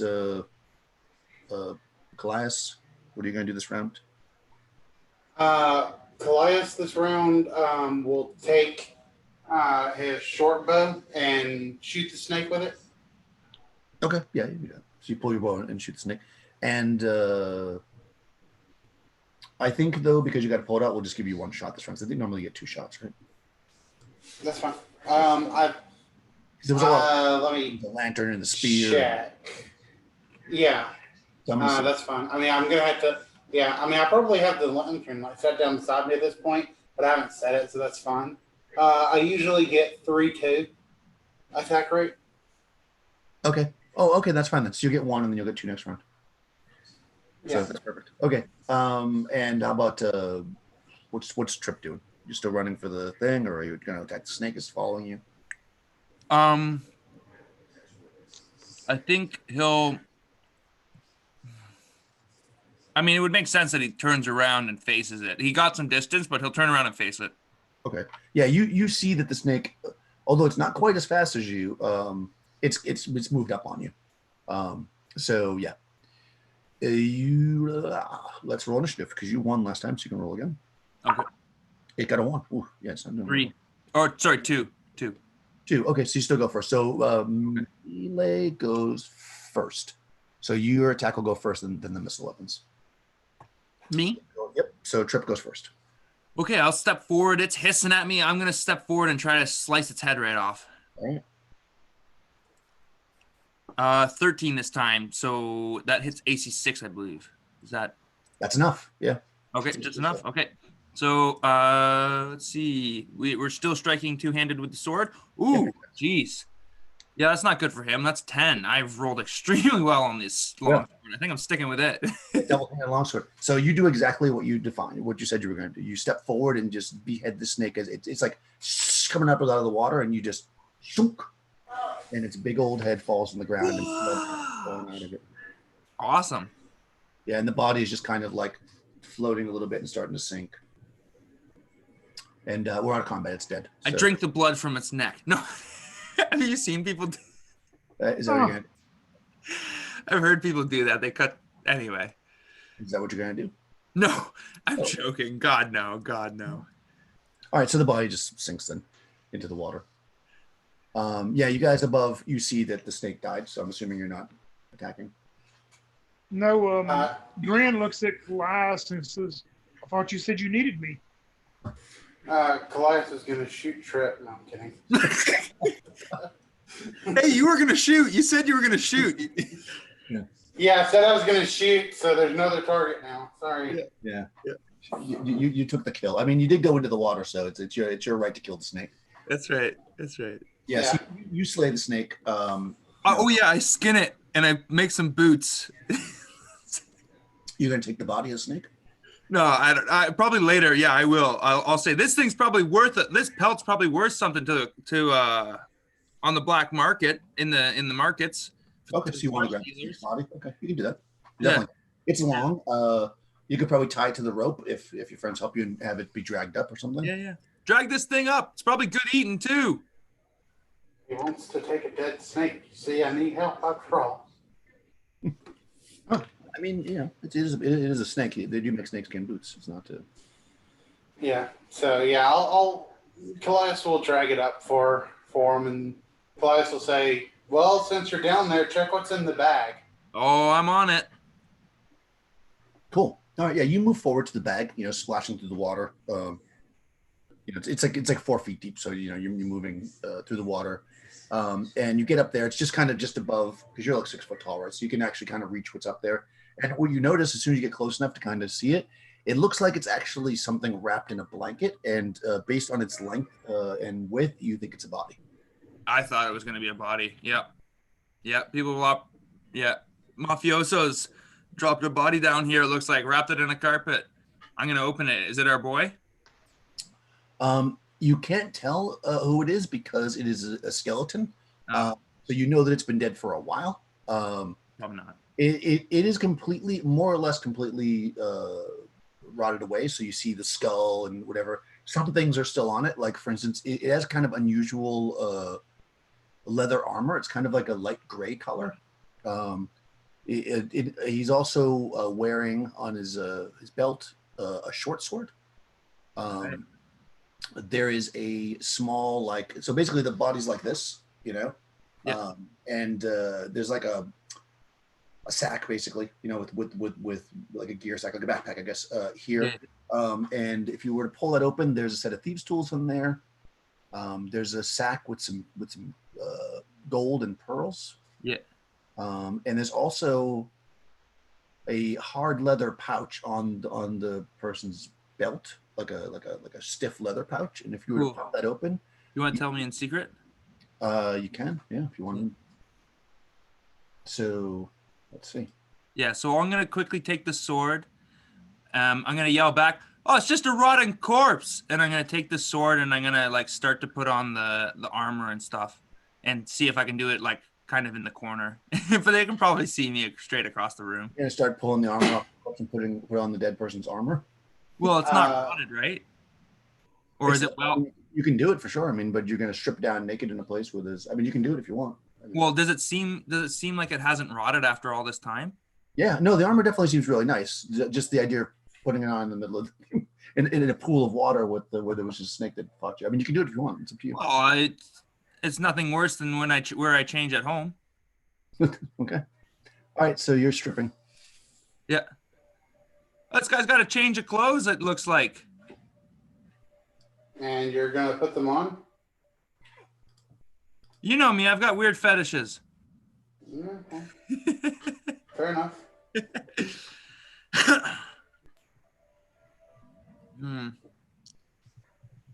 You know I wouldn't have taken it from you, right? You found it, it's yours.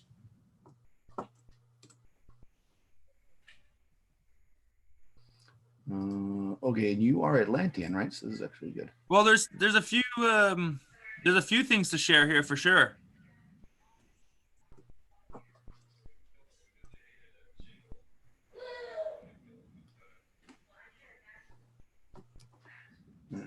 I'll just copy them.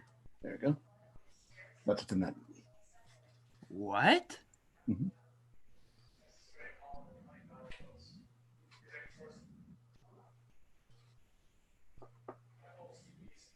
What?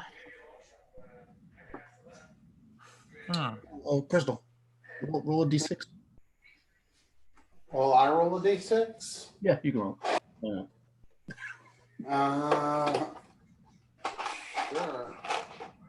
I like Just to see how many monsters are about to attack us? You know I do that for the wandering monsters. 5. Okay, 5 dragons. No, no, nothing comes. Okay, yeah, it takes you a few minutes. You guys are watching him put on this leather arm. It's very nice, very supple.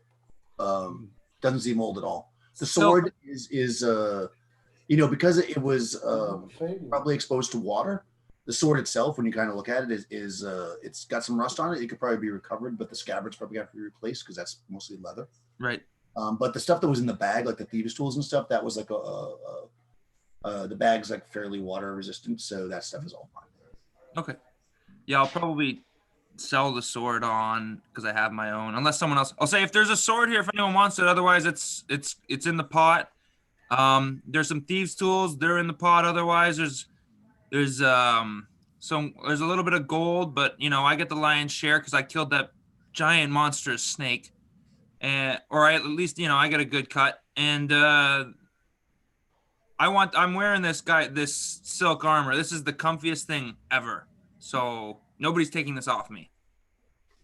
This is the comfiest thing I've ever worn. I'm gonna cry. It's all yours, mate.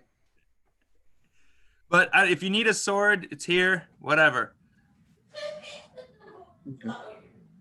Well, just send it all up. We'll take it back with us and sell what we don't use. Sounds good, and I'll wrap it all up in the sack. Like I'll take the sack sans body. Yeah, you can take basically the blanket, right? Yeah. The sack is the blanket, more or less. Yeah. Sorry, I'll take the blanket sans body, wrap up the sword and the gold and the rubies and stuff. Because we split them as a group. Like we split that stuff as a group. But the thing in the little bag, I just don't tell them. Like that tiny little thing, I don't tell them about that. Obviously. Okay. That's cool. I mean, it's not that small, but yeah. Yeah. Well, that's what she said. Yeah. Yeah. I mean, it's small enough that you can certainly, whatever. My secret thief. It fits in a secret thieves pocket, right? Yeah. Can I examine it? Do I see any kind of like release mechanism on it? Yeah, I mean, you see that. You could just pull it out, like it's a pin. It's got like you pull it and then. Okay, so I think what I'll do is I'll pull it and just throw the things out into the middle of the lake real quick. All of them? Yeah. Okay. Yeah. So you hoist that stuff up, and then you pull one, you throw the whole thing out in the center. Yeah. About 5 seconds goes by, and then boom! Oh, you're basically dead. Actually? In a tiny little area. The grenades. I mean, you might not be. You get an avoidance save, but I don't think you're going to make it. Oh, well, that was my idea, was to like throw them out in the middle of the lake because I'm up in that cave. But I guess. Yeah, you're not that far out. I mean, remember, it's just above. You reached up and pulled it out. Oh, I thought I was up in a. Sorry, I seriously misunderstood the situation. But I'll make so where did you think you were? I don't know. I thought it was a significantly larger room. It's 40-foot diameter. Yeah. Okay. Well, that's okay. Well, never mind then. I'll make that roll. I guess I misunderstood how strong these explosives were. Yeah. You threw all. So make an avoidance save. I mean, it's well, I don't think 5 is good enough. Yeah, you're not going to make it.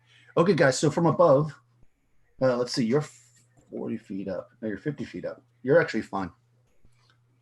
You see your friend throw something into the center, and then there's an incredibly bright flash, and there's nothing. I'm going to roll damage. Each one does like 5d4 damage, and there's 5 of them. So that's yeah. I don't think you're going to survive that. Okay. So you get completely destroyed, and the beautiful pterodactyl skin armor is destroyed. Okay. Oh man. Oh, live fast, die young. Yes. You had like the best weapon in the whole thing. You just threw it. Did he send all the other stuff up first, though? Yeah, I guess so. Yeah, Grin looks over at Colias and goes, "Whoa, what happened? I know this guy's new, but what did he just do?" I don't know. Maybe it was some kind of magic scroll or curse of some kind. I have to tell you, I was thinking when I was reading this module, I'm like, that's way too powerful to give that to the characters. They're really giving that to a first level character. And whoever wrote this probably knew you were going to do exactly that. I thought you'd throw one, but all of them? Yeah, I misunderstood the size of the room. Yeah. Well, time for another new character. Yeah, that's good. Yeah. Well, hey, man, that guy. Yeah. He had a sweet set of magic armor. Yeah. And there you go. He's done. Next. Yeah, that was beautiful. Beautiful pterodactyl skin leather +1. Fucking put it in his burial mound, right? And I guess you kept the pearls, right? So the pearls I don't think there's anything to bury. No, I sent I sent the gold and the pearls, all that up. I said okay. it was just those little bombs in the armor I held on to. So they're junk. So 46 gold pieces and 3 pearls worth 50 gold pieces each are still up top, and a blanket and a short sword. Oh, guys, you're welcome. Yeah. And a snake skin I'm skinning. I keep sending it to one person, so there. You know what? That snake could have done me easy peasy. So it's true. You survived the snake and then you killed yourself. All right, so let's see it. Yeah, I put it out on my own terms. God damn it! Huh. I got a. Hold on, let me get the number for the suicide hotline. I'm gonna send you another thief, I guess. Oh man, what a turnaround! What a fucking up and down. Just what a whirlwind! I can't believe that you did that. I was like, really? What? Well.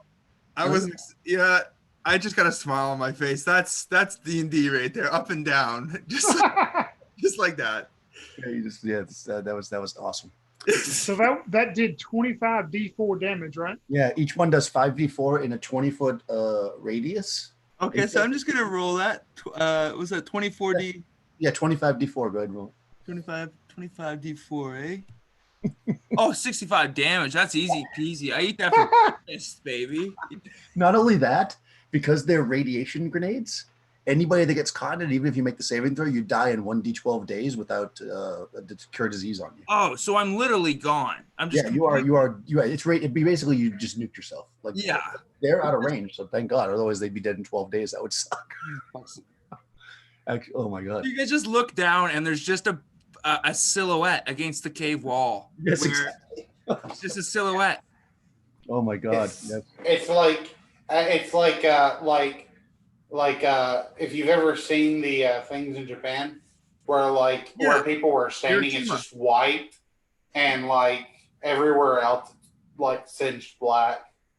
That's what I'm saying. It's just like that. Like it's literally just there's just a silhouette, and it looks maybe like a pterodactyl a bit. Yeah. Okay, so hey Daniel, can we take a bio break real quick too while you're switching and all that? Let's say 10 minutes because I got to get a character for you as well. Yes, please. All right. That's what I was thinking. 10 minutes to 9, so we'll come back at 9. Yeah, sounds great. All right, thanks, guys. What a great first half.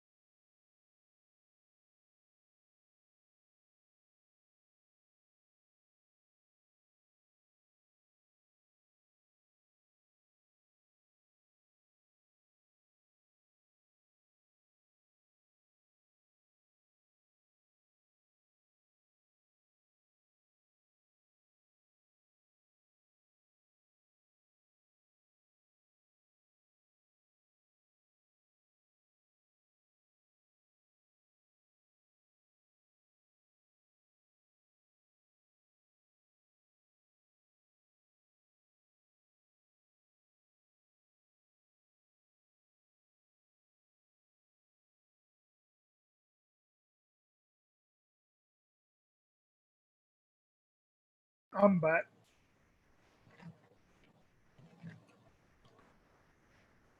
I'm back. I'll be there. Man, Yang doesn't know what he's missing tonight, does he? Somehow I feel like Yang would have died even faster. Yeah. He would have. This is what Yang would have done. When he said, "I'm going to throw them into the center," Yang would have been like, "My character dives down and catches them." Yeah. And I would have been like, "All right, roll dex."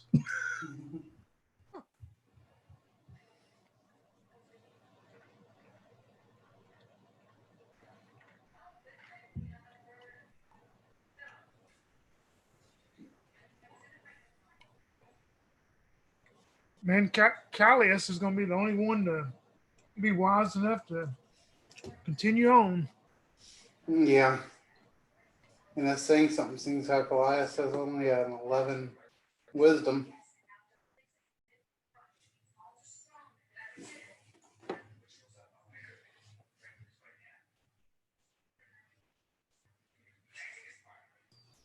Why did you attack that guy, Tony?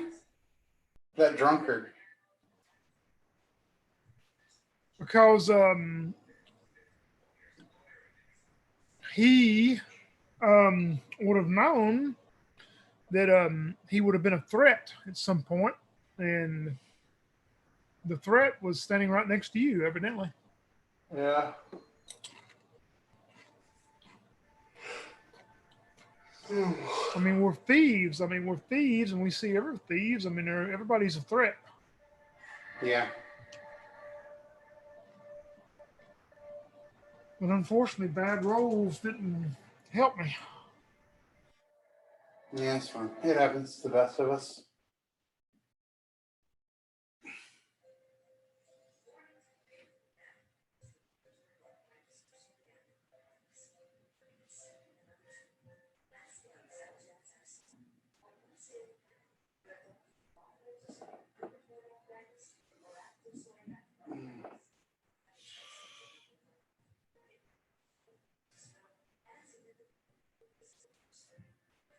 It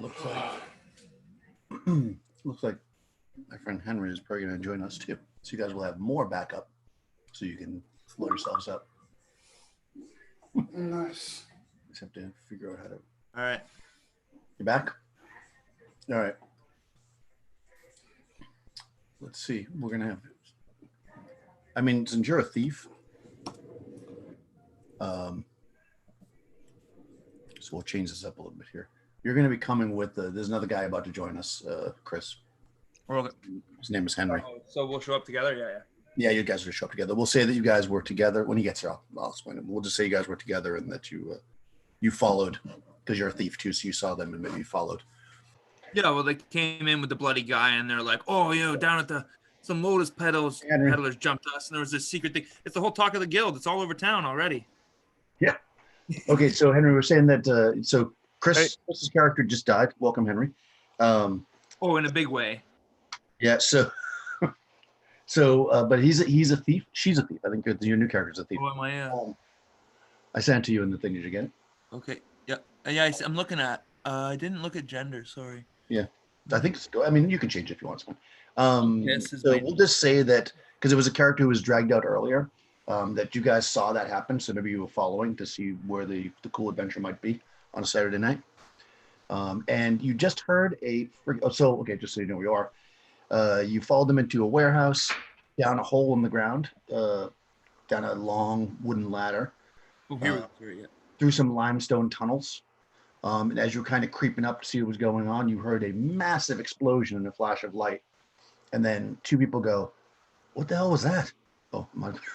And as you turn around the corner, you see a couple of people that let me turn my thing on, that you guys know. You all kind of know each other. Maybe Tony and Crystal can reintroduce their characters as you guys see them standing there in the corridor. Make it easier. So go ahead, Tony. Sure. Character number 2 for tonight's game is character number 1's back at the hospital. I am playing Grindilia, the fighter. She is standing there looking at her friend Callius, and they're both looking down into this pit with this smoke that is probably boiling up. wondering what the hell just happened.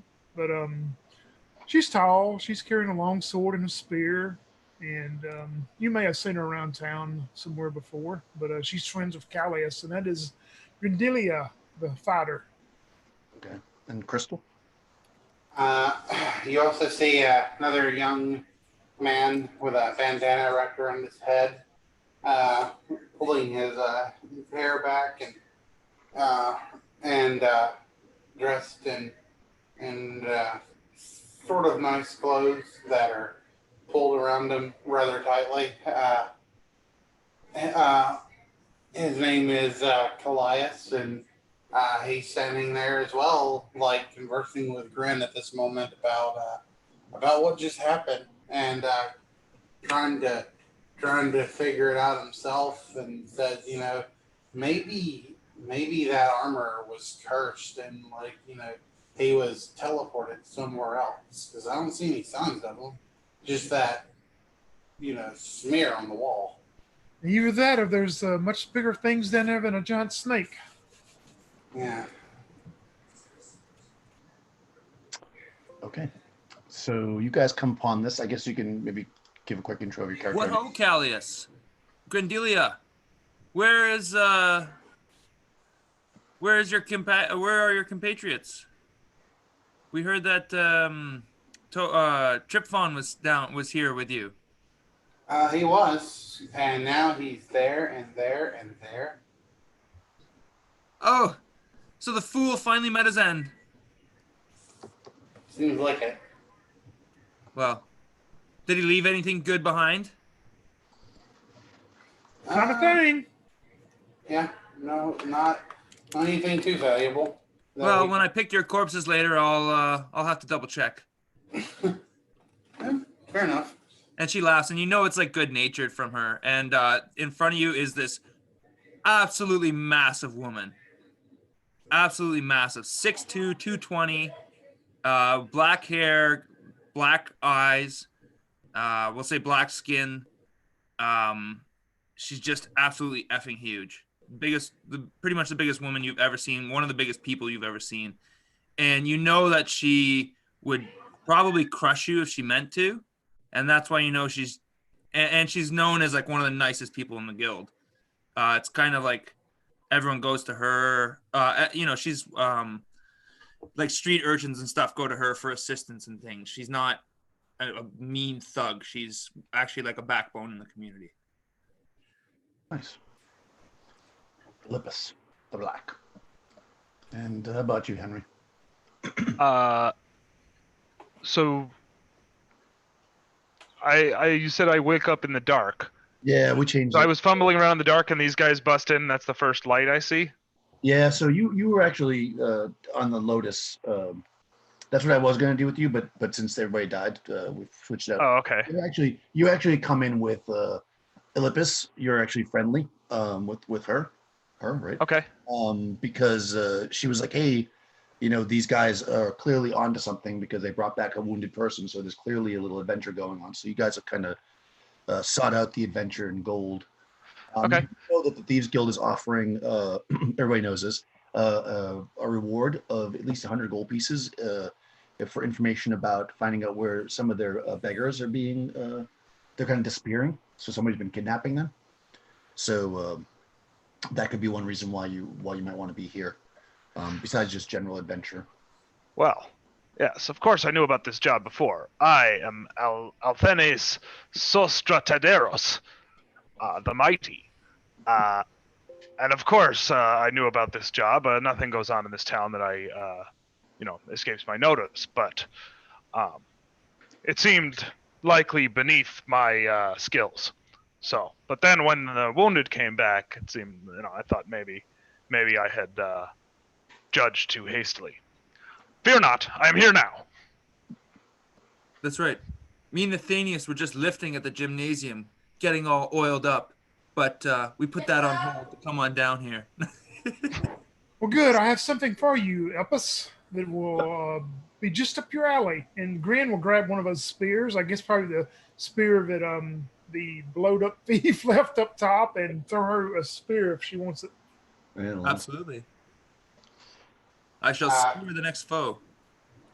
Callias is gonna while they're kind of talking or whatever, Callias is gonna try to kind of like listen and see if they hear that voice anymore since the explosion went off.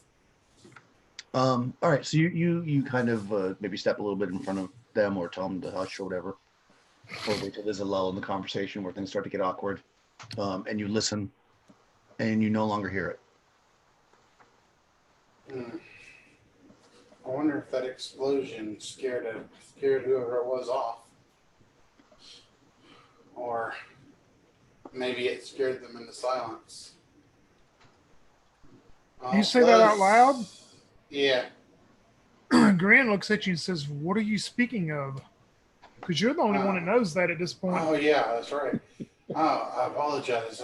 Well, earlier, before whatever happened to the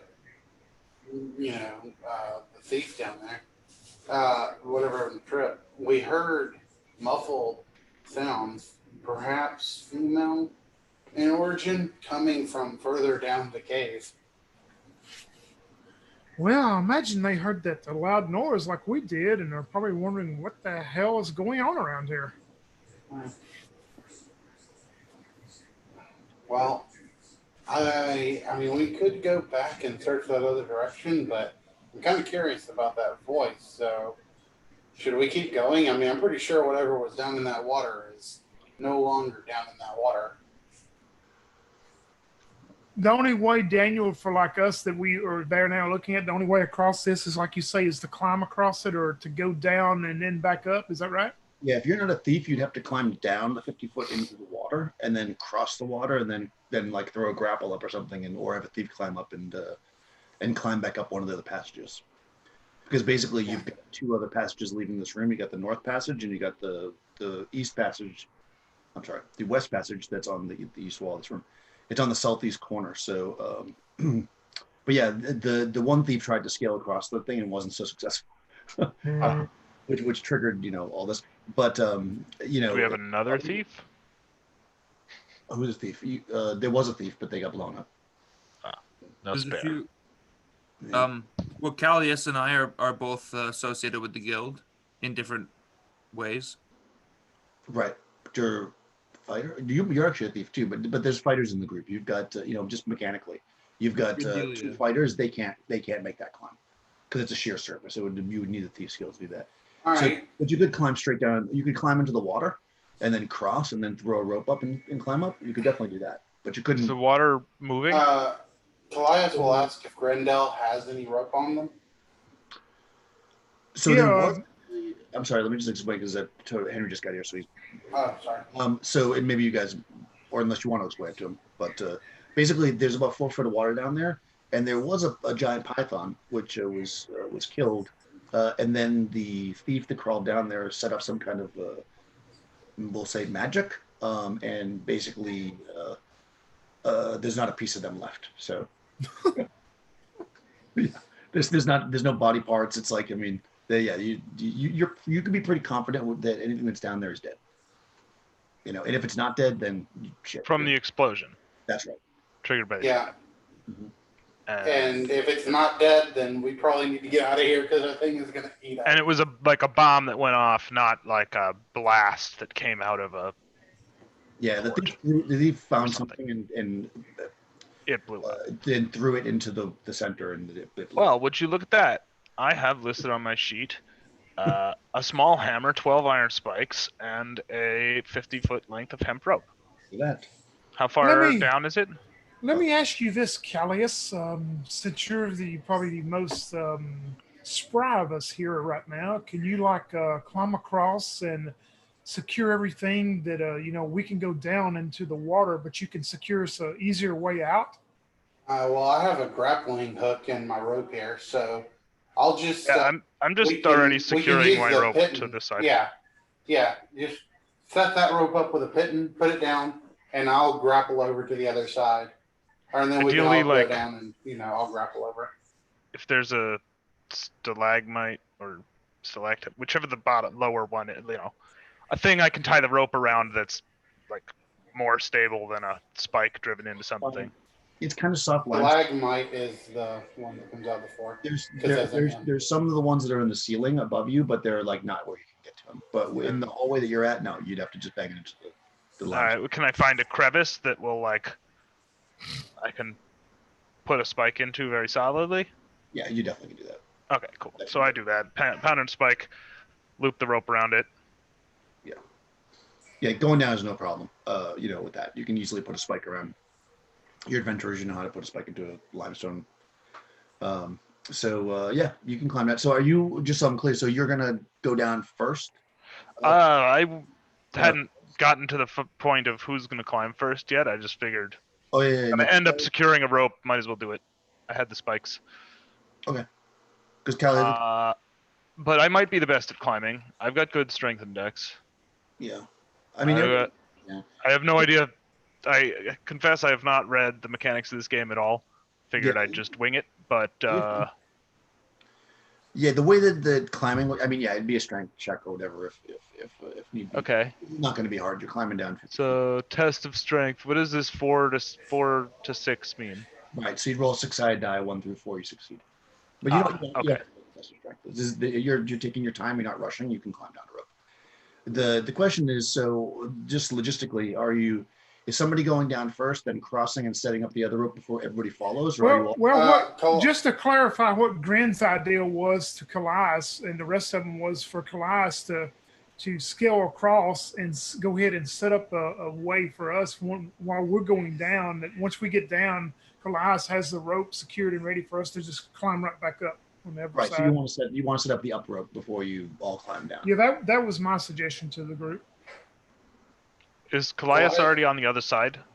Yeah, Callias is just going to climb down the rope. Okay. Callias is just going to climb down the rope because I don't want to have to make those sheer surface climb checks. Yeah, And then Callias will head across the room and grapple hook up to the other side. All right, I mean, and then climb up the other side and then say, "Okay, rope secure." Okay, yeah, you can definitely do that. I mean, that's. And I have my lantern, by the way. Yeah, so it's 4 feet of still water, you said? Yeah. The water is about 4 feet deep. It's not. I mean, this is like kind of porous limestone down here. So you imagine the water comes in kind of like through the walls and in no particular area. It's not flowing. It's pretty flat, or there wasn't moving at all until there was a bunch of combat down there. Right now, there's some blood and stuff in it from when there was a snake that was killed. Although you have the snake body, I guess you're leaving the snake body. You're not going to carry that with you right now, right? What are you doing with that? Yeah, we'll leave it there. We'll leave it for now. Yeah. Okay. Yeah. Okay. Because the other stuff's small enough you can carry like the pearls and stuff, but the snake body. Yeah. Okay. Yeah. So you. What pearls? I don't know what you're talking about. Yeah. I mean, if you all now that you've got that set up, and you just go one at a time and take your time, I mean, you can definitely get across without any problem. Don't leave anything behind. We'll keep a routine of this. If we come to something new, make sure you bring your pitons, Athenius. You can't pull it down from up there. Yeah. Once you're in the water, it's Well, I've got. I could just jump it. 4 feet of water. Also. How far is the drop? 50 feet. 50 feet. Yeah. So that means we're like climbing down to the end of the rope and dropping. Never mind then. Because it's 50-foot length of rope. That's right. Mm-hmm. Yeah. Can we head back to town and secure a few more ropes and batons before we advance? You can take it with you when we leave. Let's just go. All right. Yeah. All right. Yeah, my rope is left at the entrance. Yeah, and then you can always, you have a way to get back up. All right, don't worry about it. Sorry, I'm overthinking it. Let's move. Yeah, I've got 50 foot of rope and 12 spikes myself also. Okay. Yeah, I figured. Let's go. I think most people have rope. Maybe not, but I would imagine. Okay, yes, you can easily do that. I mean, it doesn't take much time at all for you to take your time coming across. Nobody's heavily encumbered or anything. So, 10 minutes it takes maybe total to do all that, and you find yourself in this corridor running to the west. Are you going to proceed forward as before, Callis, just slightly ahead with the lantern? The corridor, it's only heading to the west? Yep, you just got one direction from where you're at. Okay, yeah. Callias is going to pull down the hoods again, Yep. so he does not leaving any light behind. Okay. and he's going to tell them, I'm going to scout ahead, and I'll whistle when it's safe for you to come. And he's going to do his thing that he did before, where he's going to, use his light to shine forward a little bit and get a lay of the ground, and then move forward, and then shine his light some more. And in each point, he'll whistle back, like when he starts moving again. Okay. Yeah, you don't have to go very far before the corridor starts to turn. And when you drop, like you kind of like a light a little bit in front of you and you move forward, like maybe like 25 feet, and then when you the corridor's going to turn, so you stop again. But before you lift the lantern up, you notice in front of you, like 10, 15 feet, you can see it opens up into a room, and the room itself has like a soft kind of greenish blue glow to it. And as you're kind of like looking in, you can see that there's some like phosphorescent mosses growing kind of all along the floor of this this chamber. If you were to move forward, it's a large chamber. You're just at the beginning of it now. Okay, Callias is going to stop and listen for a minute, see if he can hear that voice again. You do hear the voice again. Okay. It's much louder, and it's like, help, help, help. Okay. So Callias will whistle back at the others, but this time Callias is going to wait at the edge of the room. And as they're coming close, he'll kind of shine the light so they can see him. And he'll give them kind of like a be quiet, hand. And then kind of like, listen, see if they can hear hear what he's hearing. Yeah, I mean, being this close now, just with everybody being quiet, you can all kind of hear this this sound. It's like a help, Come in and help. We must go.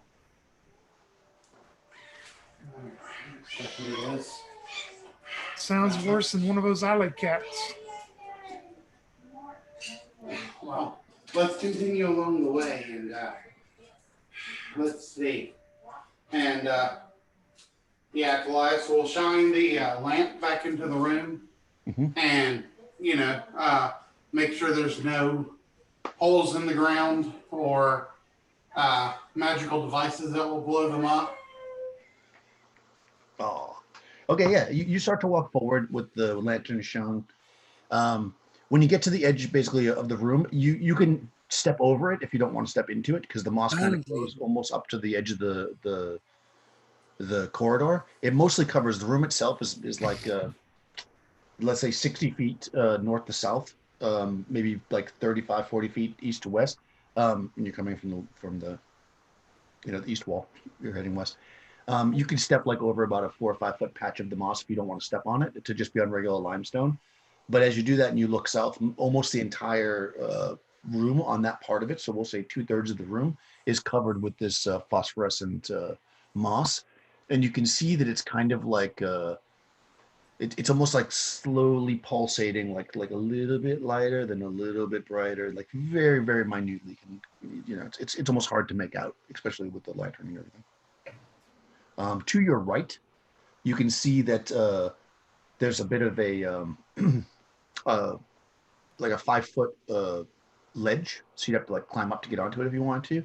And beyond there, you see some they almost look like pillars or columns, but they seem like they're natural. Like the limestone has been like cut in such a way that it's made all these pillars, and that's to the north.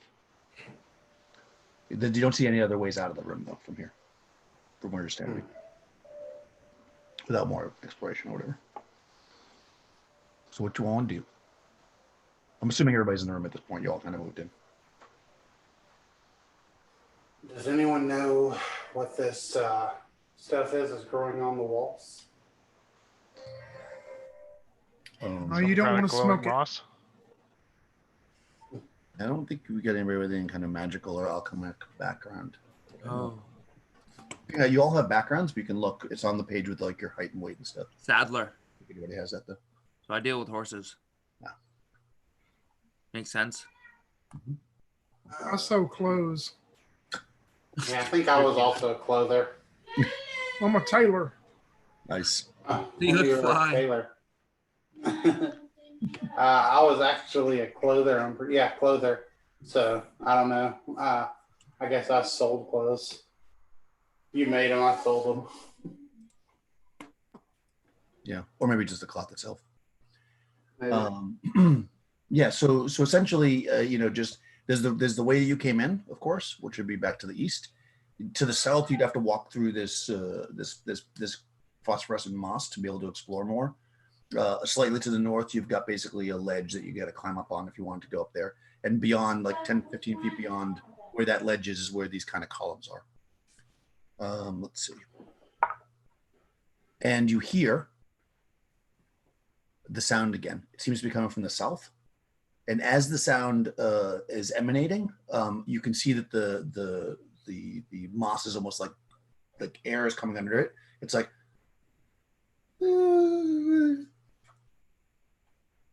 help me. It seems to be this strange moss that's making that noise. Well, I don't like that. Callias is gonna move over towards those pillars and see if there's anything interesting in the pillars, or if it continues further on. Yeah, so you walk to the ledge, maybe put your hands on it to kind of lift yourself up, and as you do, the ground itself seems to rise forward and smack you in the face as you are surprised by the gray ooze that was right there. Yay. I know. You always get surprised by gray oozes. That's like a regular thing for you. It's Yep. like spiders. All right, gray ooze hitting you in the face, maybe. Ooh. 7. I don't think that's going to hit you. 7 hits nothing. All right, this thing, you're too fast. You dodge down as this, and you guys all see this pseudopod, we'll call it, kind of shoot forward and try to hit the thief. And you can see that there's like this like stone-colored, but kind of a little bit kind of dirty white because it's matching with the kind of the limestone that's in here, and it's kind of like bubbling up and has pseudopods, and it looks like it's about to try to mess some stuff up. So in this game, Henry, all the actions are stated first, and then we roll initiative. So I'm just going to go down the line. So Tony, what does Quindella want to do? She is going, she's carrying her that big spear they found and her shield. She is seeing this deal, knowing a little bit. She's pretty wise, so she knows that probably the spear is not going to do much. So what she wants to do is to try to put her shield down and her spear and get a torch and light a torch up. Okay. How about Kellis? This thing just tried to smack you in the face. Callias will set the lantern down and take like half his movement back, and he's gonna pull his bow. And what he wants to do is he kind of wants to wait for the ooze, if this is possible. I don't know if it is, but if it's possible for when the ooze moves up close to that lantern, he wants to actually shoot the lantern and cause like the oil to like hit the ooze. Okay, I mean, if you shot the lantern on the ground, you'd probably shatter it and possibly cause a pool of fire, but it's probably not going to shoot up into the ooze. I mean, when the ooze gets close enough, that's what he wants to shoot the lantern. And then even if it causes the ground to burn, Okay, then the ooze might still get caught in the fire. Fair enough, yeah. How about Iplis? Iplis, is that how you say that? Elpis, I think. She's just gonna throw her hand axe at the gray ooze. Okay. And Athenas? What did you want to do? Athenas. That actually makes a lot more sense. What am I? I'm sure I'm not pronouncing any of the names correctly. No, that sounds better than whatever I was saying before.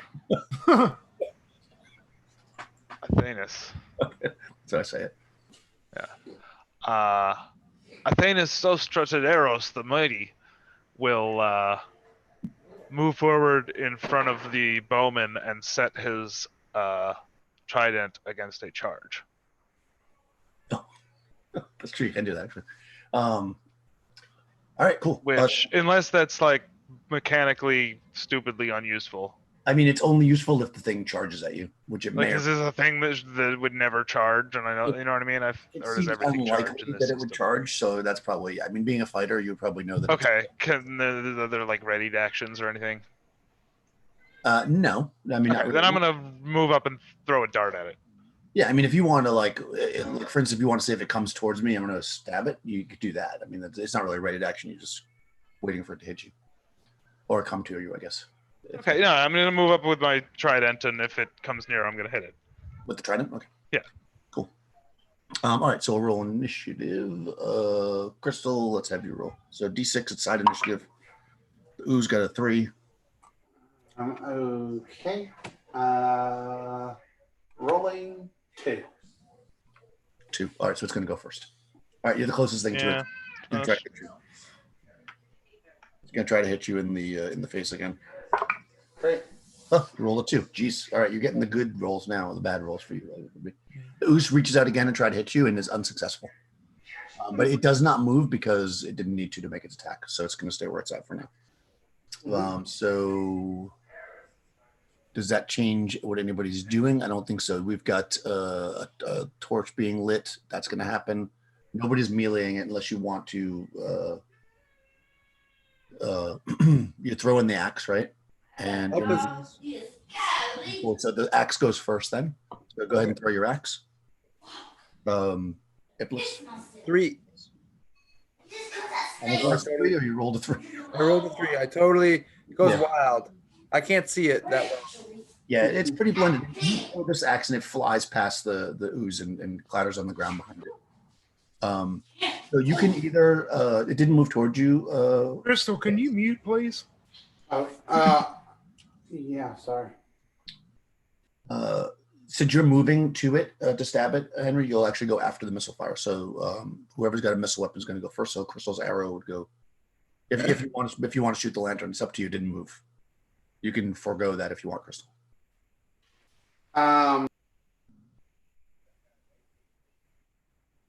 Sorry. Now I was trying to do space, but it wouldn't work. Okay. What I'll do instead then is this thing up on a pillar? It's sitting on the ledge. There's like a 5 foot. I'm sorry. There's like a 5 foot ledge, so it's almost at your head height. Okay. You backed up. You drew your bow. Do you want to shoot it? Basically, you could change to shoot the ooze instead of the lantern if you want. Yeah, I'll do that. I'll save to shoot the lantern later, like next turn or whatever. Yeah, it's up to you. So go ahead, make a shot. Okay. Rolling. No. With a 4, my arrow goes flying over it. Would you guys please kill someone? All right, so you shoot there. You guys are both aiming at the sky there. It's like maybe you think the whole cavern's attacking you. Okay, so you move forward. Athens. Now I won't go. To be fair, you described it as the ground itself moving forward to attack me. Yep. So I probably don't know what's actually trying to attack me right now. No, for sure. No, we're probably just throwing wild here. Just like axe goes into the ground, and I'm like, yes. You shoot your bow, it like goes into the ground. You're like, sweet. That's true. Yeah, maybe you think. Well, nothing's happening. Okay, did you want to poke it with the trident since you moved forward? Yeah. Okay. Roll d20. So the trident should have the attack on your character sheet. It should have attack modifiers listed. So far, this thing hasn't actually hit us either. So as far as we know, we're just fighting with the bloody ground. The trident has a +2. Can you roll for me? Sure. And my THAC0 is 19.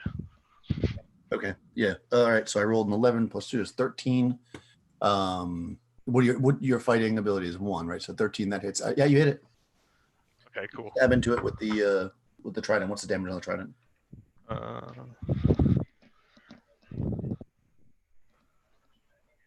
It's a D6 + 3 / D8 + 3. Okay, so that's a one-handed or two-handed. Are you wielding a shield right now?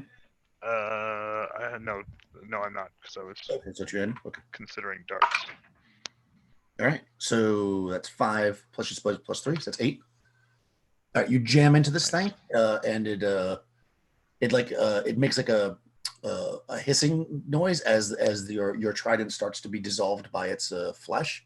But where you jammed into it, a chunk of it like falls off onto the ground. It breaks up almost like dry clay. So you clearly took a piece of it out, but your weapon is damaged now. Crap. Yeah. That's not good. Yeah, not good. Okay, next round. What's everybody doing? I'll step forward and stab it with the spear. Okay. How about Athenas? I'm gonna like pull my weapon free and see if I can. If it seems like I can like knock the acid off of it or anything, I will. You could probably scrape it on the ground or something to get the ooze off of it. And that'd probably be my action then.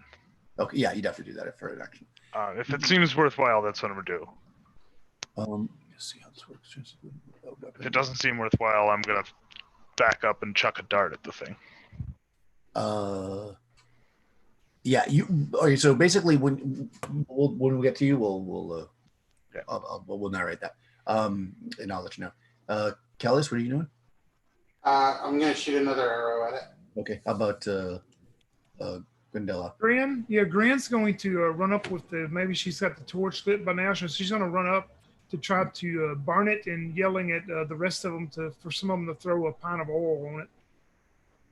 Okay, fair enough. Okay, so let's roll initiative. Still Crystal, right? You won last time? No, you lost. So we'll move down to Chris. Roll initiative, D6. Oof. Who's got a 5? 4. Oof. Okay, it's going to go first. Uh, All right, so currently we've got the Athenas. We still have Kellis. No, Kellis backed up. So Athenas is the only one close to it now, right? Because everybody else is backed up. No, Elpit will.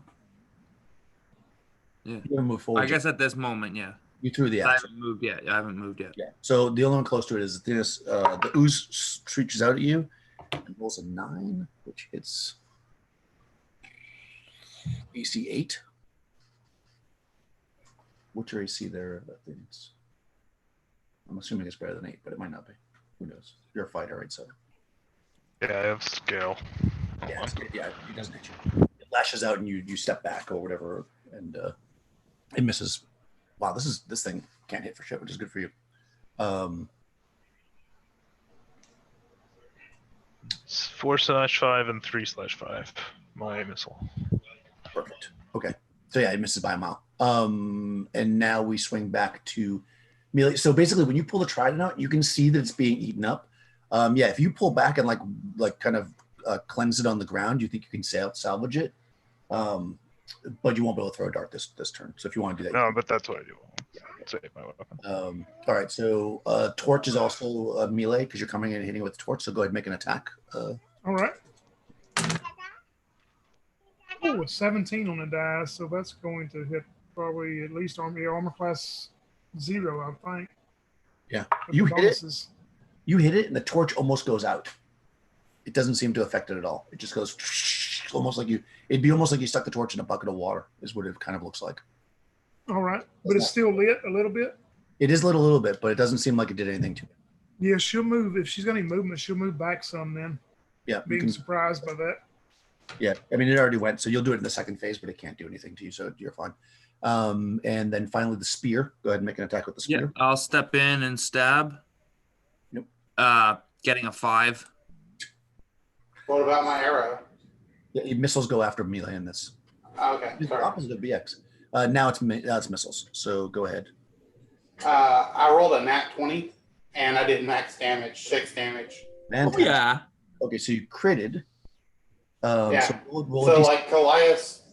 Oh, I'm sorry. Go ahead. What? We'll roll a D6 so I can tell you what the crit does. Oh, I rolled a D6 and I got 6. I thought that was my damage. Do you want me to roll another That one? is your damage, but then you also roll a D6. Remember, they got a crit chart. I got another 6. Wow. Okay, triple damage. So you do 18 points of damage. Yes. All right. That kills it. Yeah. Go ahead. Yeah. So, if I can describe my kill here, like Colias, like finally sees like with the trident being stabbed at it and the torch hitting it, Goliath finally sees like where this thing is actually at, and he like aims straight for it and does a shot, and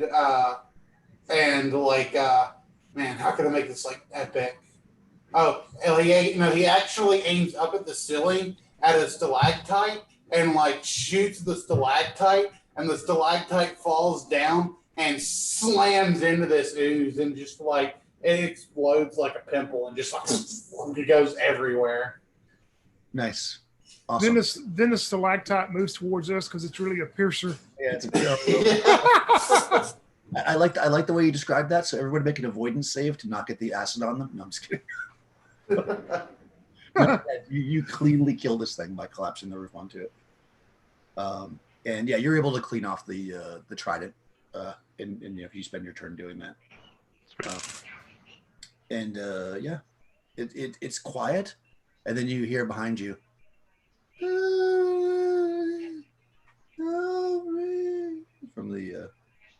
From the moss.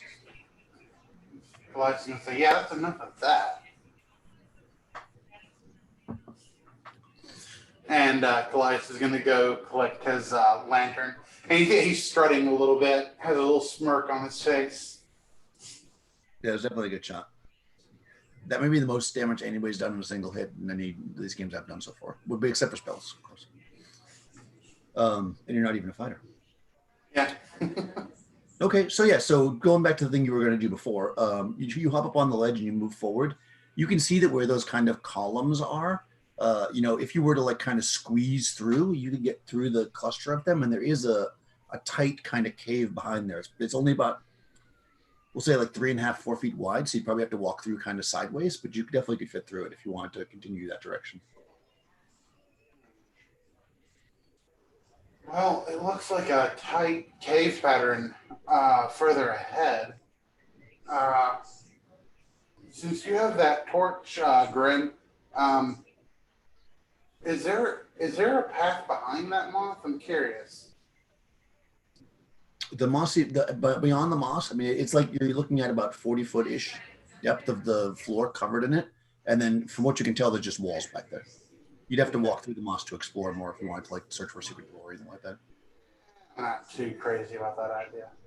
Yeah, and you actually see at this point, Grin is extinguished the torch and picked her shield and spear back up. Fair enough. All right. Well, let's continue then. Let's go down this tunnel. If is anyone wearing like any really heavy armor? Anything that's gonna make it hard for them to crawl through? Yeah, I mean the Henry's character's in scale, but you're fine. You just have to go sideways. Like you're definitely not gonna be able to use a shield in here, and the two-handed weapon would be difficult as well. Well, almost would be impossible to use a two-handed weapon, really. So. Yeah. So, yeah. I mean, it's gonna be hard. So if you run into anything, you're gonna be in trouble. Whoever's in the front row is gonna be the only person able to fight, probably. But other than that, okay. Goliath will like put a dagger in his teeth. And he'll hold his lantern up in front of him, and he'll start crawling through sideways. Okay, yeah. I mean, you guys start moving through the tunnel. It goes up. Every once in a while, you're like, you see like where it seems like it might break off in one direction or another. But you kind of look down there with the lantern. You see they dead ends a bunch. It seems that these are a lot of kind of natural, kind of curvy tunnels. So you're more or less following the path, going north up through this area. Let's see. Yeah, so like I say, it breaks off occasionally. We're not going to narrate every single one of these little tunnels, but you by shining your lantern down, you'll be able to kind of keep a path to where you think you're moving forward, and you travel for a while. I mean, especially at the rate that you're able to travel sideways like this, like it probably takes you close to an hour of traveling through these really narrow tunnels. But finally,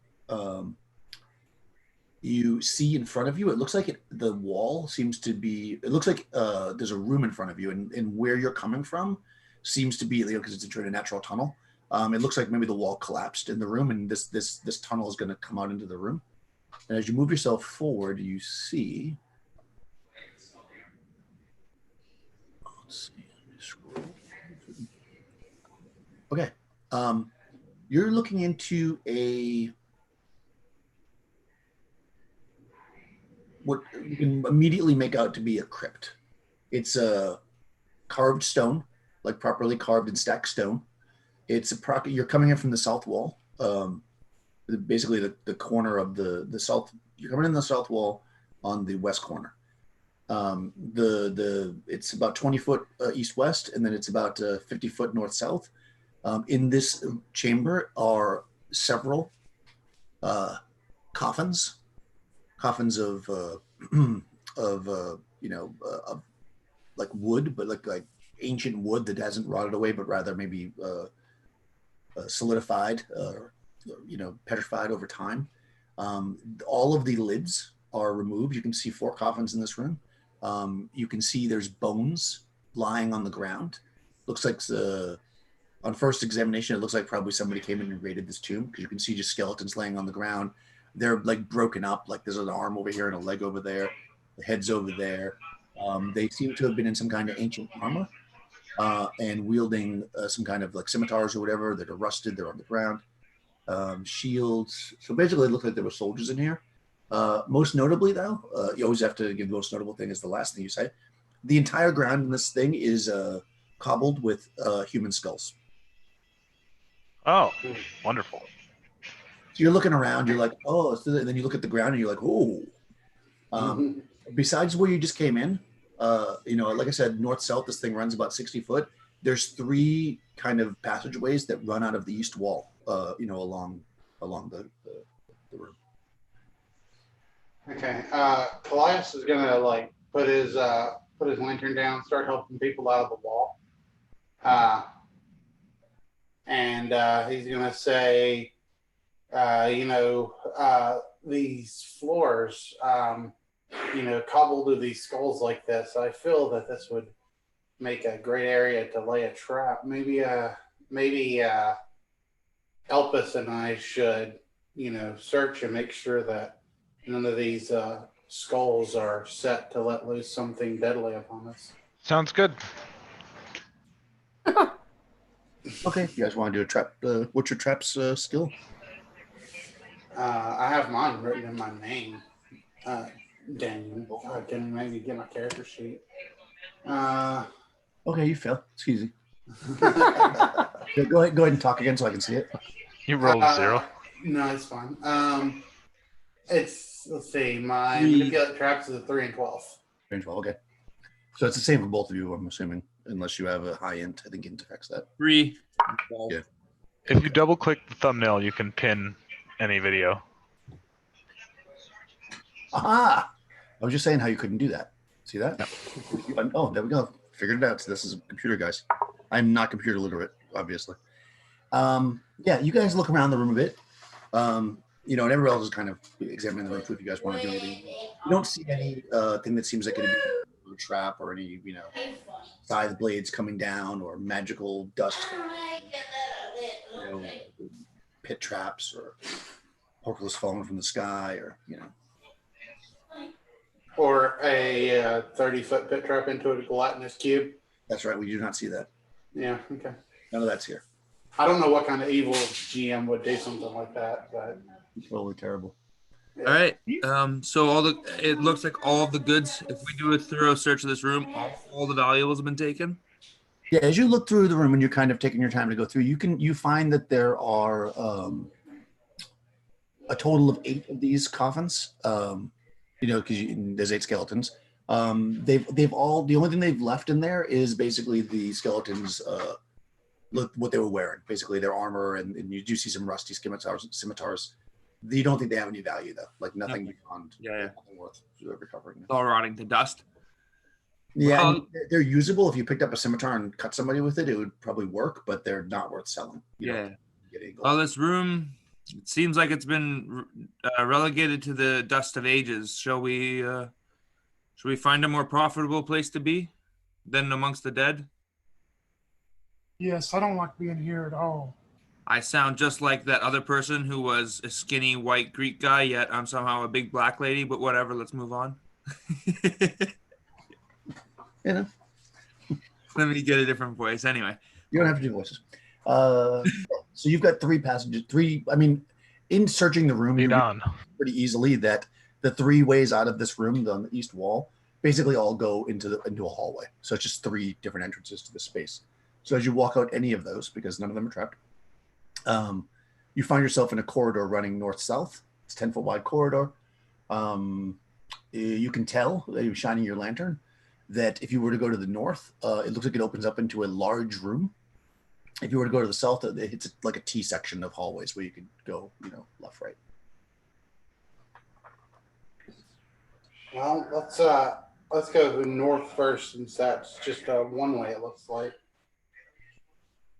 into a room. Let's check in there first, I think, before we start going down all the other corridors. Cool. I feel like we're going to be lost in this labyrinth. Should we not double back or keep heading west? Callias will grab some chalk and make a thief symbol on the ground to let them know which direction they came from. Okay. So And you're on one of the skulls? You're going to draw on one of the skulls?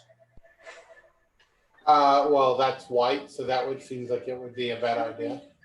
I would say more probably Maybe on the wall the somewhere. wall or something. Yeah. Oh, okay. So you don't want to draw on the skull. That's unfortunate. See, it's interesting you would bring that up. It seems disrespectful, not to mention No, impractical. I would think it'd be more like chalk is white and skulls are white. So I know, would but rather nice draw like on the that. wall. Maybe do it a bit down the hallway, Callias. Take some of the ash from a torch and or your chalk and do it a bit down the hallway here at the edge of the room. No, you can do it on the wall. I was just messing with you. Because drawing on a skull is not always good. Okay, so you head north. So you're entering into this large room. It's kind of it opens up to it's kind of an odd shaped room. It kind of like opens up like we'll call it like an arrowhead, like you're at the tip of the arrowhead, going back. It's there's 20-foot ceilings, 26-foot ceilings to be exact. Is supported by massive arching bones, black as pitch. Oh, I like this. Perhaps extracted from fell leviathan of the Hyperborean Sea. So it's basically these black bones that are like arching over the ceiling, holding it up. The walls are also black, and the floor is still cobbled with skulls. There's a dozen poles coming at angles from the wall, holding, would hold torches, but there's no torches in there right now. They look like they are not torches, but like braziers that you would, because you wouldn't have torches in there, it'd be too more. So basically, there's like these like poles coming out of the wall holding these braziers. Beyond the arrow-headed room, as you kind of shine your torch to the north, you see there's a large bronze door. Bronze, yes. Also, as you come into this room, you can tell that you're coming from the south. You're on the south wall, basically. There's another, like if you go over 10 feet, there's another hallway going south as well. So there's basically two hallways coming up to this room that opens up. You're just in one of them. You're in the left-hand one. Callias will say, someone take some flint and steel and see if you can light those braziers. I suggest we tread very carefully here, friend. Yes, but we can't tread carefully if we can't see what we're doing. All right. Elpis is going to hide in the shadows. She's going to go find a corner to hide in. Okay. What's everybody else doing?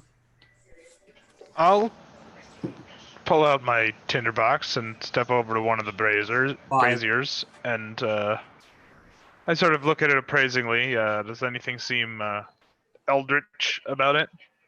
It's beautifully crafted, although it is made out of like bronze, so it's not like incredibly valuable for its metal, but maybe for its craftsmanship.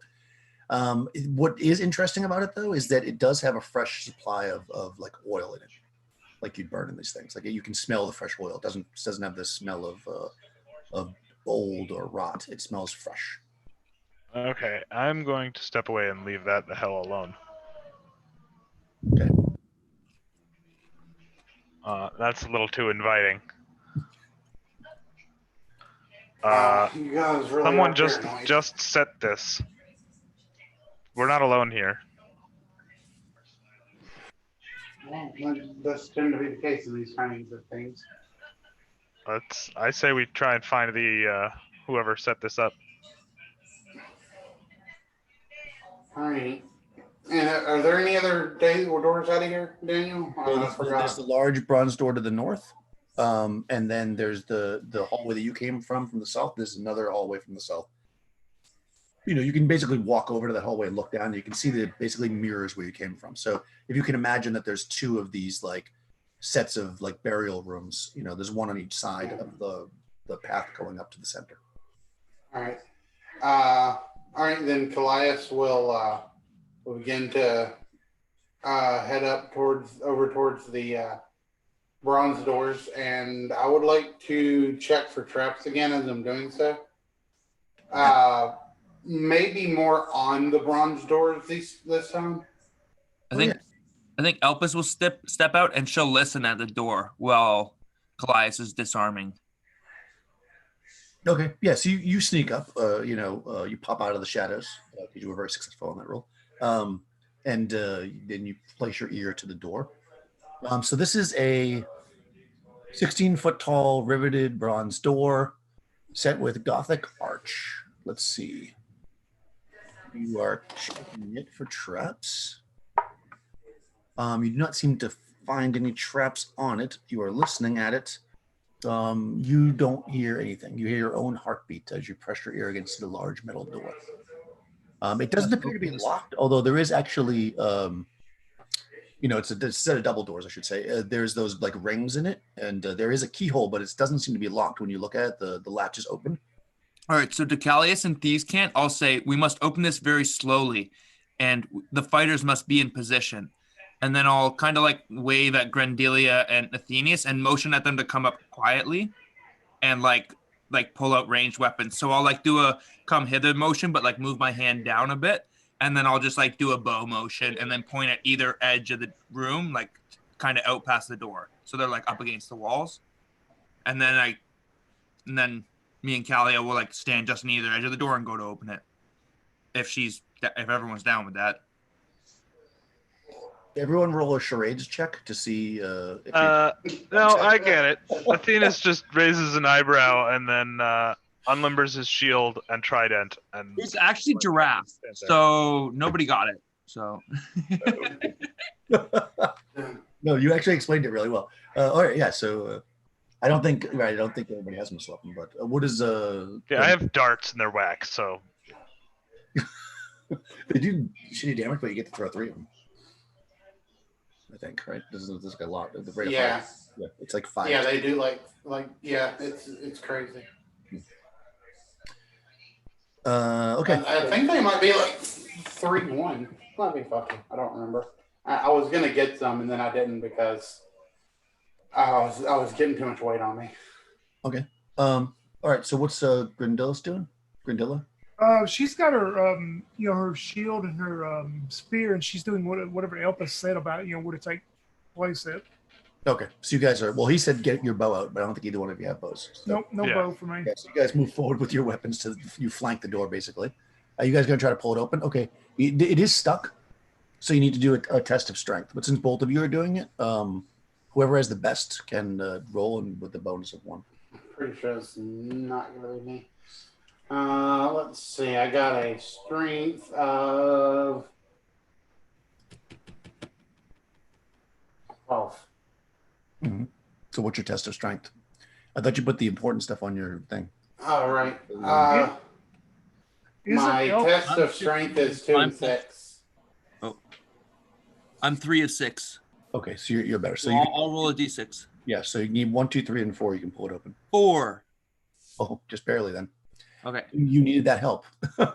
You guys are pulling the doors together and getting your weight on it. You pull it, and the pulls forward. You can see, the interior of the room is dominated by a large rectangular sarcophagus embellished with, it's Hyperborean. Does anybody speak Hyperborean? I believe. Maybe. That would be on the same page as your background, as languages. No, I speak Killanak, and that's it. I mean, you probably recognize it's Hyperborean because this town is actually used to be a Hyperborean, nation, and you probably see old signs and stuff. So you can tell that it's Hyperborean, but you can't read it. You see basically this very large stone sarcophagus in front of you. Otherwise, the room is empty. Right? That's all that's in there. Let me just quickly check.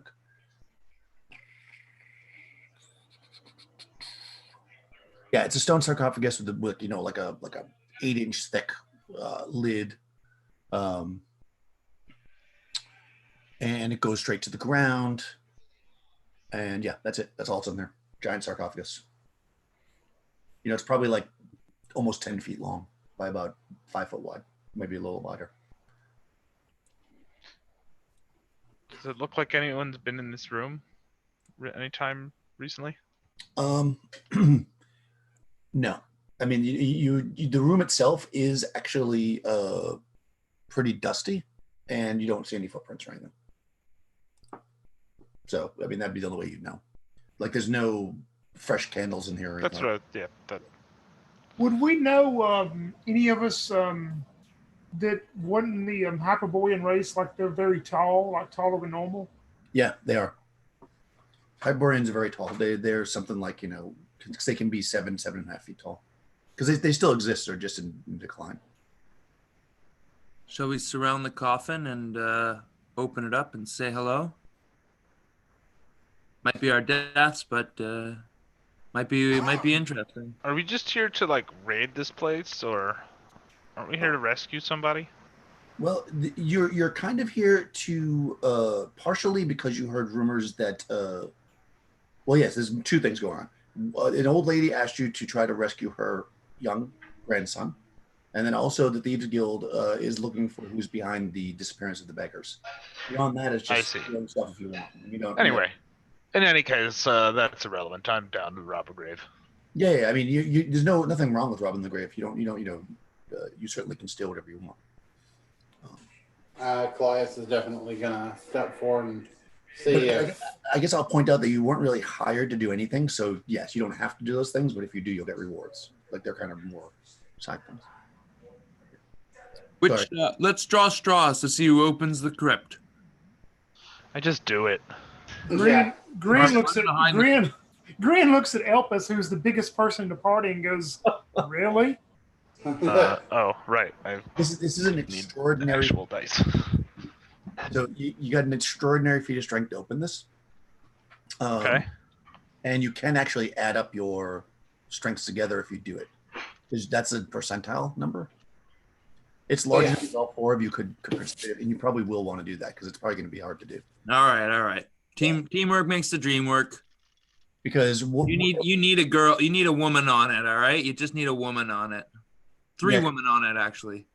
Because like Crystal's character only has a 4%, and I got 16%. Oh, actually, if you're a fighter, I may have you get like an 8 plus 8%. Yeah.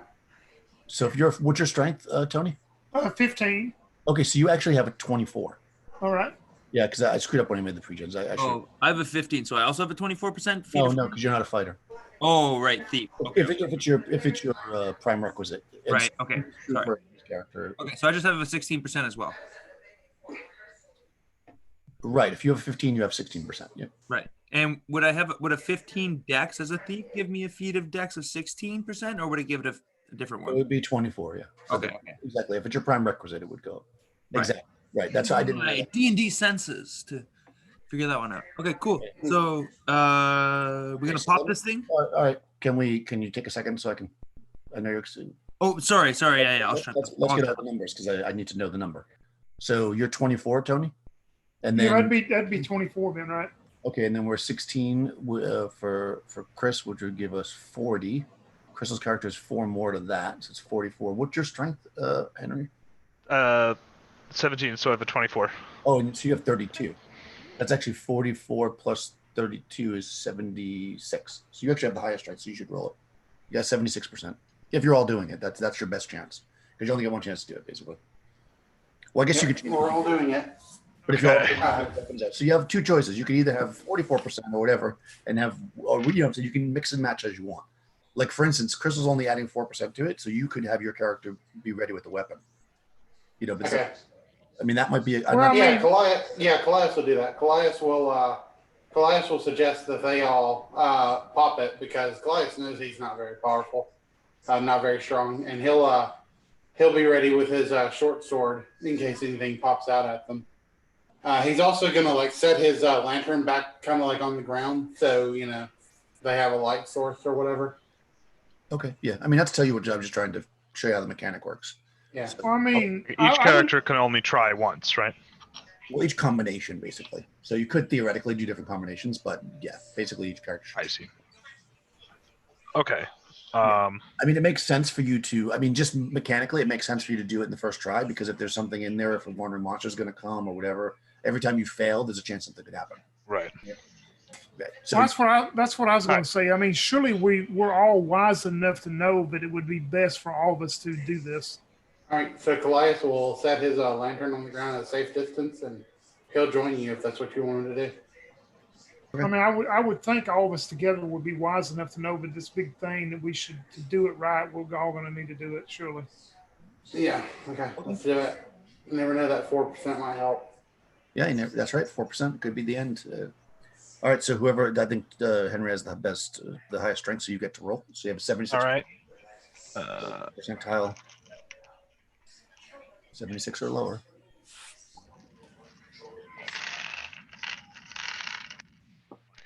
Physical dice. Okay.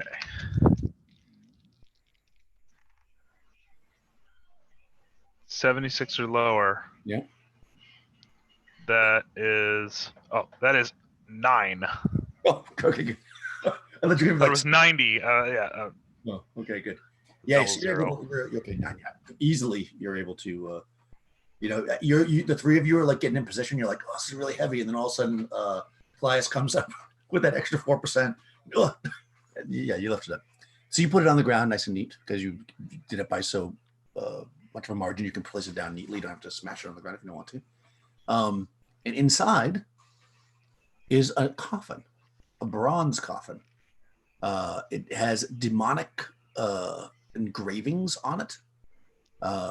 It depicts, I want to read it because I like the way this guy writes. The recumbent effigy depicts a curvaceous demon woman with vampiric fangs and reticulated skin, holding curved daggers across her bosom. By the coffin's head rests a ceramic jar, which is empty, with a well, I guess it tells me it's empty, but with a lid next to it. The lid is stylized as a horned helm, and it's like sitting inside basically this giant stone. Start off with this. There's this thing inside, and this is only like maybe 3.5 feet across, so there's like space around it, and it's a little bit shorter. It's tall enough, certainly, because as Tony asked before about Hyperboreans, it's tall enough for Hyperborean. It's about 7 foot or so, but it's not as big as the entire external thing.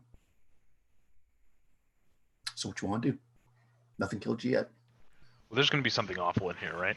Is this a god? Well, I mean, I think, it's probably just weird Hyperborean symbology, right? The person inside is probably loaded. Let's pop it, take what we want, and get out of here. I mean, undead are a thing in this world, right? Yep. Yeah. They are. And there's no I'm clarity. legit asking. Yeah, no, they are. They're 100%. Well, Let's be ready. All right. Let's do it. Let's pop this.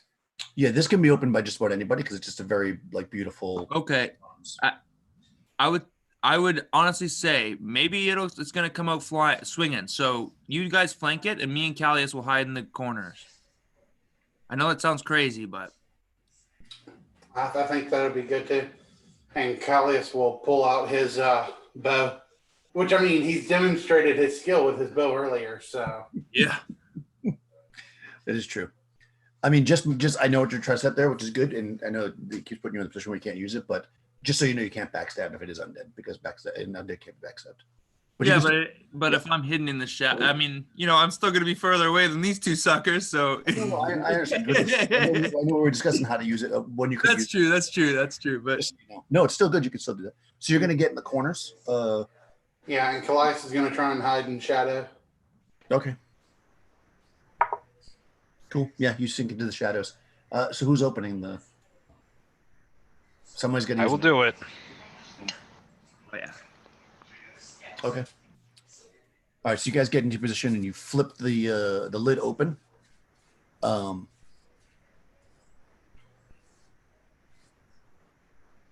interesting. Okay, we're all dead. Yeah, I know, right? We just thought 25D4 was bad earlier. You open it, so the GM stops and starts reading. Oh shit! Well, I was just reading the thing because I want to get the whole thing because I hate to read half of it and be like, okay, so you open it up, and a puff of gas fills the area. Anyone within 15 feet. So that's what I'm trying to check. I think you guys flanking might be. No, you're within 15 feet. I think everybody is. Yeah, you're all within 15 feet. So everybody make an avoidance saving throw. And I believe thieves get +2 on that. So that's D20 plus D20 nothing plus- because I don't have anything in that circle. Yeah, if you have nothing in the circle, then it's plus nothing. It would be plus dex or plus. At 20. Oh, me too. That is a fail, 9 out of 16. I got an 18 plus. I got an 18 plus 2, so 30, 20. Okay, so only Tony's character. Wow. Okay. You guys are all kind of ready for this, I guess, and you're just slightly faster than than Gren. Probably her beer's running out, and so now she's sobering up, so she's not quite as good as she usually is. And you turn your face away so you don't get any of this stuff splashing in your face. But Gren, you blink, and you see, and you only see darkness. You are blind. But everybody else, a mummified body of a woman sits up. You see that in the center of her. Well, first of all, when it first opens, she's laying in there with the 2 daggers, just like the drawing. She stands up with the 2 daggers like this. There is a huge gaping hole in her chest, kind of where the heart would be, but then it looks like it was almost like a dagger run down all the ways to her stomach, and her intestines are hanging out. But she's mummified, so dried. And she sits up. And what do you guys want to do? Oh no! Shoot my arrow. Throw my hand axe. Okay. I'm gonna stab her with my trident. I'm standing right there because I just opened the thing. Is there a full attack? I see this attack rate thing. Yeah, your attack rate is probably 3-2 because you're a first level fighter. So you get 1 attack the first round, then 2 the next. Yeah, I think so. So why? Wait, 3-2 makes Yeah, 1 3-2, attack and then you get 1, and then you get 2, and then you get I'm 1. gonna charge you if you want to set. Yeah, she's only gonna move 2 feet. Oh, that's not how. Oh, is it actual charge? Oh, okay. Sorry, I don't really know the rules. No, it's fine. Okay, so I'm just gonna attack. Okay.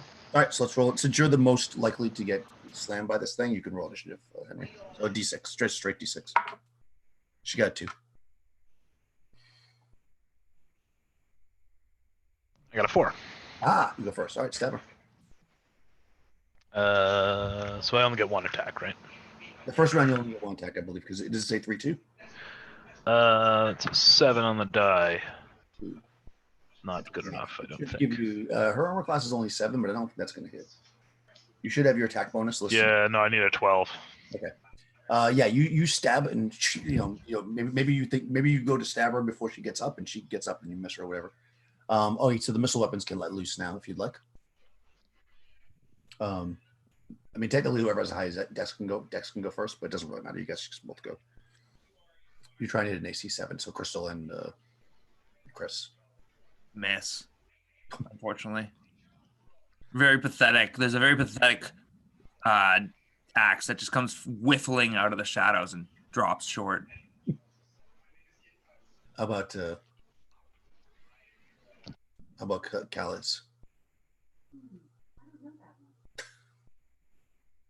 Alexa's answering me, but Crystal's not. You're muted, Crystal. Sorry. I wrote in chat that I'd rolled a 9. So sorry, I had to go do something real quick. But yeah, I rolled a 9, so I whiff as well. This mummy thing scares the crap out of me. Yeah. So yeah, she like yeah, you guys both miss, and everybody misses, and she gets up and starts to walk out of the room, ignoring you. She puts her feet on the ground and she starts walking straight south. Her guts are dripping on the floor behind her. Leave it. It is something from hell. Okay, what do you want to do? Does anybody want Search to? There's the sarcophagus. Yeah, search the sarcophagus. They're chasing that. Okay, yeah, you could search. I mean, it shouldn't take very long to search to find it. So you right underneath where she was laying, you like pull aside some of the silken garments that she was put to rest in that have rotted, but you kind of peel them back, and you can see that directly below the in the bottom of the thing, basically, there's a door, and is it locked? No, it's not. So yeah, there's a little trap door in the bottom. It is not locked.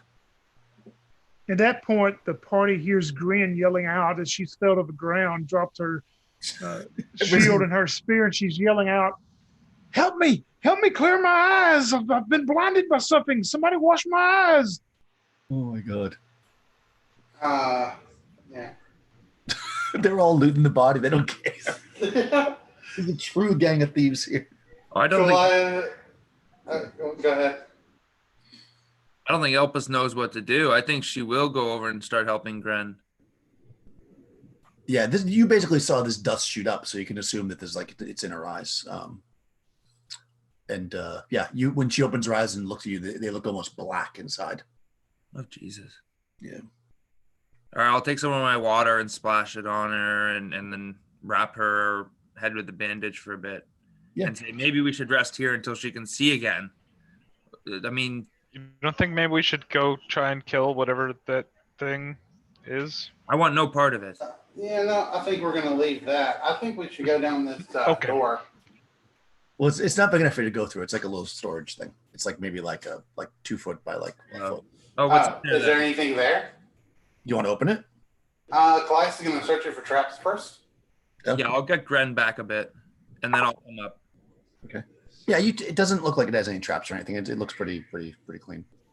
I don't see any traps. How about you open it, Anthias?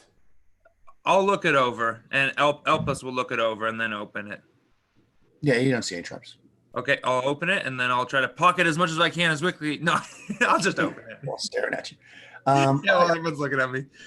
So you pull this thing open, and you can see that there's like a little cache of treasure in here. It looks like there's a whole bunch of gold. Jackpot, baby. Gems. There's some gems in there, some sapphires and opals. There seems to be 2 small bottles and a sapphire-tipped yellow ivory wand. So there's a wand. There's 2 bottles, which are potions clearly. There's some gold and emeralds and 2 opals and 3 sapphires. Callias will take will this stuff fit in a small sack, or will he need his large sack? Well, there's 984 gold pieces, so I think that'll probably take a large sack. I'm guessing it's a lot. Okay, so Callias will take his large sack and start putting stuff in there, but he'll ask someone else to carry the potions because he doesn't want those to be broken. Okay. Yeah, you can scoop the stuff up, and while you're doing it, it takes you a few rounds to do that. Slowly, your vision comes back. I'll take the potions, if that's all right. Is there any check we can do to? You taste it. I will taste a very small amount of each. Like Well, you've got- put it on the edge of my finger. There's 2. There's one that's aromatic and blue, and there's an odorless white one. Okay. Aromatic and blue and odorless white. I'll describe them, and then what I'll do is I'll actually fill a sifter and I'll roll it around a bit. I'll sniff it. I'll really get the pack. Okay. No, yeah, I'll just pocket them. Hold it up to the light. You know what I'm saying. And Get then the bouquet. I'll be like frost resistance. I think this is 18. This is an 867 frost resistance from the alchemist lab of Thomas the Blind. Yes. Do you want to taste them or no? Very good here. No. The aroma and description. That was good. I like the description. Any guesses from anyone? That's what I'll say out loud. Any guesses on what these are? Let's look at them once we get back, to our hideout or whatever. Yes. Let's just go for now. And Fast and will deadly also, poison and slow and painful poison. That's fine. Callias will also pocket that wand. Okay. I mean, obviously everyone can see him. He's just obviously putting it away for now, so it doesn't get broken. Yeah. Everybody saw the treasure. I'm sure it's a. Yeah. Okay, good. So you're doing that. Let me just do something. Oh no. Actually, everybody roll a d20. We'll go that way. Oh man. Is this how many demons that mummy is about to summon on us? 17. Okay, good. So at least 17. 5. Okay. 3. Okay. Oof. And how about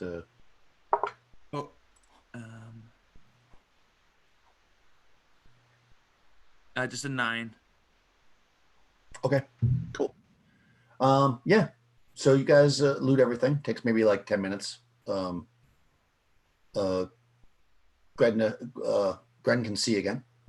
And what do you want to do?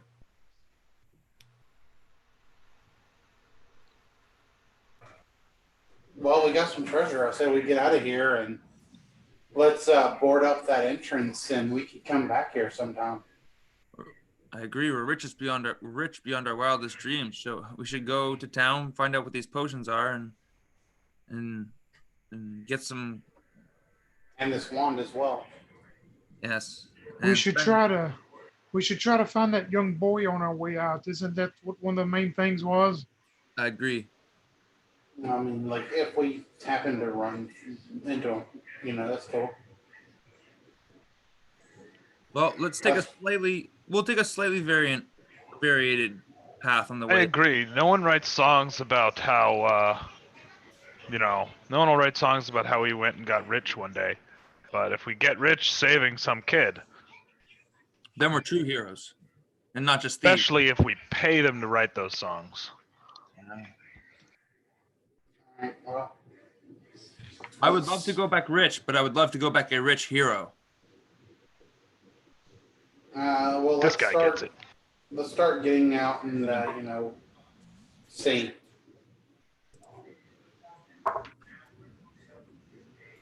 Callias will take his lantern and begin to walk back towards that first crypt area they came in through. Okay. And Daniel's rolling up how badly we're about to die. Maybe. Okay, so you come back through the crypt, and yeah, so you walk down that corridor. You can enter in any of those 3 areas that you did and bring yourself back into that crypt, if you want, or you could continue going past it. The hallway goes down and splits into a T section. But basically, you're walking south, and to the west of you is the entrances to that crypt. But if you walked all the ways to the end of that corridor, you could go east or west, more or less, if you don't go back into the crypt. It's up to you. All right. What do you guys want to do? Sorry, one more time with that, GM. Sorry. So you're heading south, right? So to your west is the crypt room with where all the skeletal bodies were. Yeah. If you go past that room and continue, then you hit a corridor going left, right, or east, west, basically. What if we were to backtrack? If you backtrack, then you go into the crypt room and you can go into the that skinny tunnel and follow that if you'd like. I think we want to backtrack, but as we go back, I think we wanted to kind of try to take a slightly different path to pass through some different rooms. Was that the plan, party? Yeah, Grin looks at Callias and says, I've known you the longest out of all of us now, but I think our conscience will allow us that we need to make some effort to try to find this boy for that poor woman. I think before we go back through the network of small passages, we should fully explore this area. Like we just around the corner, right? We should just go check that out. Yeah, because If it opens out into an extensive network of tunnels, then that's one thing. But if it's another room that we can just check, who knows? Maybe the kid's there. Maybe Okay. it's full of gold. I say we scope out around that corner before we go. Lead the way. See if What it's about? Wait, what about that moss? You remember how that moss sounded like something? What if there's a wall or something? What if there's something behind that moss? It's been bugging me this whole time. so just so that you logistically everything's clear. If you go back the way that you came, if you will, through that tunnel, there's really not anything, at least that you saw, that would be a divergent path for you, because that brings you back to the room with the moss, unless you want to explore that more, then through the water, and then basically you're out, right? Yeah. Unless you want to from there go back up, because remember there was another path in the very first room. We haven't seen any sign of this kid. No, except this voice that came from the moss. That's right. I think we should check the moss, like Callius said. Rip it up a bit. You think it was coming from a passageway behind the moss? But is that what it could have been, or did it sound like it was coming from all around us? The moss was all around us, and when we were in that Once cabin, you were right? in the room with the moss, I think it would be pretty clear to people that had above average intelligence, which somebody has, I'm sure, that it was the moss making the sound. I have a 12. Oh, okay. The moss. Yeah. Well, the moss might be worth a fair penny if we just cut it all up and put it in a couple bundles, sell it to an alchemist. I bet you we can make a couple $100. Yeah, well, let's worry about that on the way out. All right, let's see if what you it want was me to to the carry tunnel. your gold, if you want to give me your gold so that you can carry more moss, I'm cool with that. You're big and strong. You can carry moss with me. We'll both carry moss. Listen, we're in the middle That's of true. a crypt here. We're in the middle of a crypt. Let's not discuss this. If we were going to go through those All tunnels, right, so let's I'm gonna go and scout around the next corner if Yeah. else wants to. Where you said there was a hallway left and right. Right. So as you're heading East down, and west. right, you're kind of heading having south. a conversation about what to do. It takes only a minute or so, but as you're kind of heading down there, you hear movement in that room that you'd come through, the original crypt room, and when you look in that direction, you see marching out towards you, dressed in rusty armor and wielding rusty scimitars, some skeletal warriors. Oh boy. Yeah, so they're coming out. There's 8 of them. They are basically clearly heading towards you. So basically, what do you guys want to do? I'm putting you kind of Run. Grin will yell at Elpis and go, "Now's the time that we set our spears. They are controlled by something else. They'll keep coming straight at us." Okay. I step forward then with my spear when I hear Gren's conviction and confidence. cool. So is that setting against the charge? You're gonna set the spear against charge? Yeah, you can do that. Yeah, so we'll fill the hallway. Is charging in this charging in D&D that Charge is a full move, basically. but when you're it's your turn and you're gonna enter combat with someone and they're a little ways away, you always do it. Everyone does it.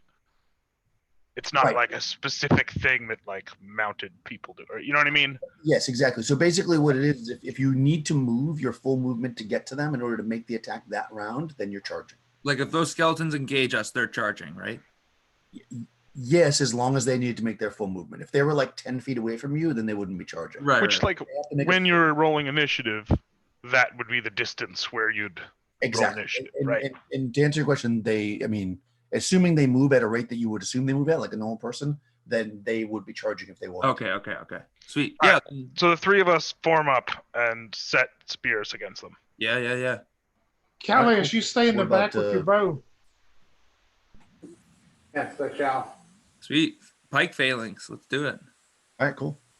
I like it. All right, so you won, right, when you rolled initiative? So you get to roll again. I rolled it last time. Doesn't Okay. matter who rolls it. Well, usually Side initiative. until you lose, basically. That's how we generally do it. nice. I won initiative last time. Okay. Yes, you roll again.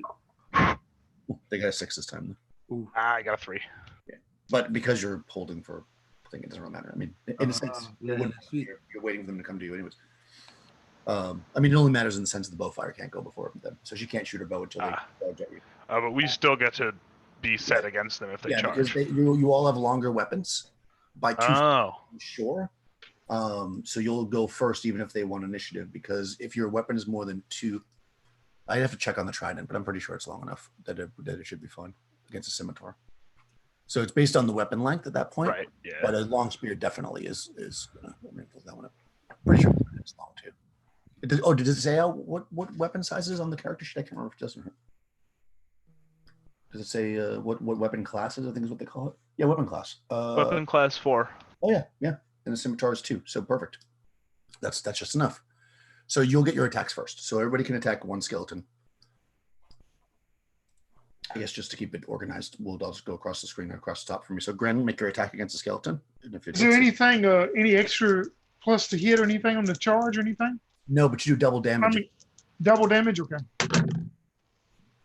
Oh man, that's gonna hit good. Let me look. Armor class 3. That hits. So 4, so 8 damage then. 8 damage. Unfortunately, piercing weapons do half damage, so it does 4. But interestingly enough, that's still enough to kill it.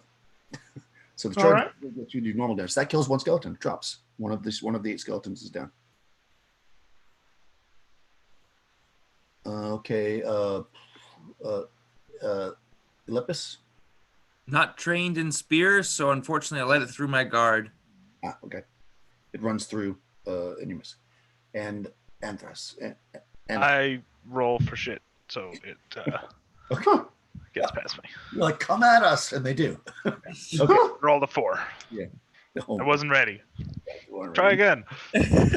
Go back. Wait. This is your first time doing a spear, spear line. So It's my first day. This is the warm-up, guys. Come on.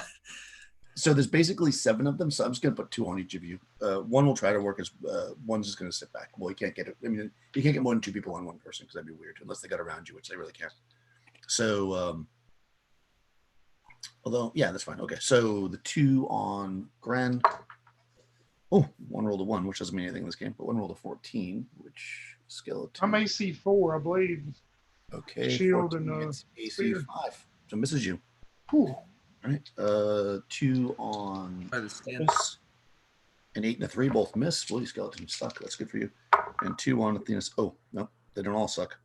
A 17 on one of the rolls, which is going to hit. But you have the best armor of everybody, so I think 4 or 5. I don't know what the 2 numbers are. Yeah, well, one's with a shield. Oh no, I'm using my shield. Yeah, but they rolled against. They hit armor class 2, so you get hit. Yeah, so you one. Your line works in a sense because they kind of miss everything except for one comes in with 1 scimitar and slashes against you. Oh my god, for 8 points of damage. Ouch.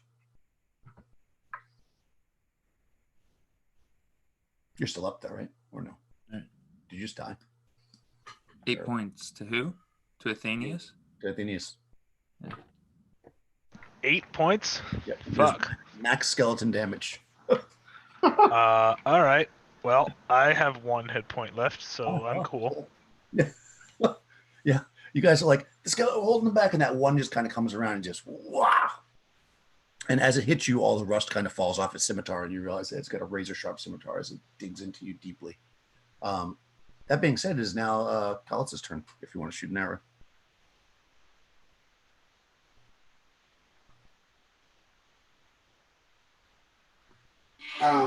Goliath tries to fire his arrow at the one that hit Athenius, but it just goes like through the arrow, like through the skeleton's like rib cage, like not hitting a thing. Okay. All right. So into the next round. Does anybody want to do anything besides just attack skeletons? Can we like strike and fall back? Yeah, you can. So that's what I'll say out loud. I'll say strike and fall back, and then I'll go to stab one with my spear, I guess. Yeah, I mean, you can move in combat, just that they will be able to follow you more or less unless they're moving. Yeah, no, we would need to hold. Yeah. Oh, okay. Yeah. Well. I mean, the reason to do that is if the one person with 1 hit point might want to do that, and the other 2 stay in front. But yeah, if everybody just moves back, then they'll just follow you back, and then you'll get pushed against the But wall. that wouldn't count as a charge again from them, or? No, because they don't have to move. No, because Oh, they move simultaneously with us. Essentially, I see. Okay. Yeah, charge has to be like a They're charge. lucky if No, they I don't thought it get was free like- attacks. Okay. Like- Never mind. But yeah, you certainly can attack and move, but unless you're going to move somewhere like Yeah, I'm gonna try to step back out of their range and also attack Okay. because I, have better weapon. And I'll hold the line, I guess. Yeah, Gren's gonna stand her ground. okay, perfect. No. Okay, so you lost initiative that time, so we'll move to the next person. So Tony, roll. All right, I got 2. 5. All right. You guys first, so you can all make a melee attack. Like I'm just going to go left to right to make it easier for me. So Grant, Oh, another good roll. That'll be like armor class 2, and it will do 2 damage. okay, doesn't quite take it down. I didn't say what I was doing. Okay, well I said, is anybody doing anything different than attacking the skeletons? And you said nothing for Oh, sorry. Okay. Well, I get 2 attacks this turn, so I'm gonna attack 2 different skeletons. I was gonna say, do the fighters get 2 attacks as well? Oh yeah, that's right. you We do, might- don't we? 3-2. This is this 2 attack round. Yes. And I miss. Actually, hold on. Is anybody a straight fighter? Yeah, I am. Pretty sure. You It doesn't actually say anything get- else but fighter. Yeah, anybody who's a straight up fighter gets these guys are only 1 hit die. So you actually get double your attacks. So actually you should have got 2 attacks last round. So go ahead and you 2 guys do 1 more attack each. Oh, sweet. Hot dog, another good roll. 2 points again. Though. Yeah, I rolled even shittier. 2. Hold on though. Sorry, now math is getting weird in my head. Your attack rate is 3-2, right? Yep. Yeah. So technically you get 3 attacks. So go ahead and attack again. On the first round, we get 3 attacks. Yep, you get 3 attacks every round. Oh, Armor class Sweet. 7. That hits. 5 on that damage. fucking hell! Did you miss 3 times? I rolled a 5. 5 on the die gives me jack shit. Yeah, their AC is 6. So that's that round, but then you won initiative this round. Sorry, that was from last round. So you once again get 3 attacks. All the straight fighters get 3 attacks. And melee goes first, so let's just do the fight again. So 3 attacks for you, Tony. 3 more. Okay, let me grab 2 more d20s and do it all. No double damage this time. Okay. By half damage. 14. So, You said they have AC 6. yeah, AC 6. All right, so I got 1 hit.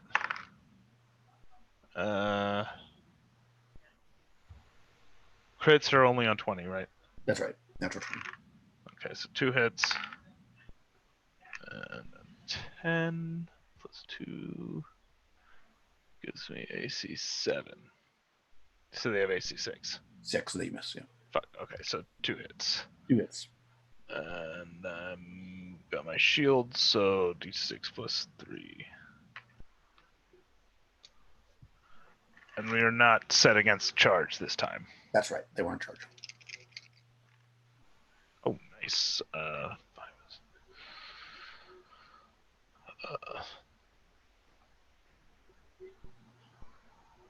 So 17 damage Oh, for the 2 attacks. Just Alright. 2 attacks. yeah. So that kills 2 of So them. if that, so I can kill 2 of them. Sweet. That's fine. Oh, my phone just did a weird thing and took a picture of nothing. I don't know why, just random. And then yeah, and then you can step back. I can step back. Sweet. Athenius just jinxed me. I just rolled a 1, a 4, and armor class 8. Oh, all right. Yes, you swing out 3 times and miss as Athenius slays 2 of them. So basically, in the first 6 seconds, you killed 2, and in the second 6 seconds, he killed 2, and then you both whiffed everything else. So now we'll do Olympus. I missed again. Talking about whiffing. I'm just over here. I'm learning the spear. Okay, that's true. You're not a spear guy. And now we get 2 arrows from the from Callus. I'm practicing my Chinese. Okay, I hit armor class 2, and with my first arrow, which does 5 points of damage, and then I hit an armor class of, I believe, 0. Let me check again. Well, It was like a 19, so like either way, I know I'm gonna hit. Yeah, 0 for 6 points of damage. okay. Nice. You shoot 2 of them. Probably in the skull because that's the hardest part, the most solid part with the bow. They stagger back, but they're still standing. As we come into the next, that's that whole round. So now they get to go. Since you killed the 2 on you, Atheus, I'm just going to say that they're whatever. The other people stay fighting where they are. Which is 2 on each of the spearmen. Sweet. There we go. 2 on Grand. Ooh, 17 and an 8. The 8 misses for sure, but the 17 hits with 1 point of damage. So that's All right. he has the rusty sword versus the sharp one of the other guy, and then 2 against our noble thief Lippus. A 16 and a 2. So the 16 is going to hit you for. Oh, I think that might be the end of you. 8 points of damage. Yeah, I'm unconscious. -2. -2. Yeah, you go down. So you start to bleed out at -3. So you're not dying, Yeah. per se, but you're unconscious. Oh, I held the line. Boom, you go down. Oh, We're going into the next round of combat. What's everybody doing? There's no more line anymore. There's just 4 skeletons all attacking, more or less, Gren because everybody stepped back. I'm just gonna keep attacking. Yep, I'm still going to attack. shoot him at 1 arrow this time. Okay, perfect. Okay, so initiative you won, right, Tony? So roll again. All right. They got a 2. I had a 1. Okay, they're going to go first. So they step in again. They're going to step forward and try to attack. The 2 on each fighter, basically. So, ooh, 12 and 8. AC 5. Pretty bad. 12. No, 12 only hits AC 7. That doesn't hit you, right, Tony? No, I'm AC 4. Okay. The 19 hit you, though. So Yep. got that one. 2 points. 2 points. Okay. Oh, he does have a rusty sword. Huh. Oh boy, this is not good though. Yeah, this is for all the marbles here. Oh my god, Crit. I just rolled 2 20s. Oh my gosh. Okay, Both crit. so I, I'm like bleeding, and I see was it Callias who went down? Elpis went down. So I see Elpis go down, and I just like step into the breach and like go to attack, and they both just like skewer me, like one in the neck, one in the chest, and I like collapse because. Yeah, that's. Do they get on the crit table?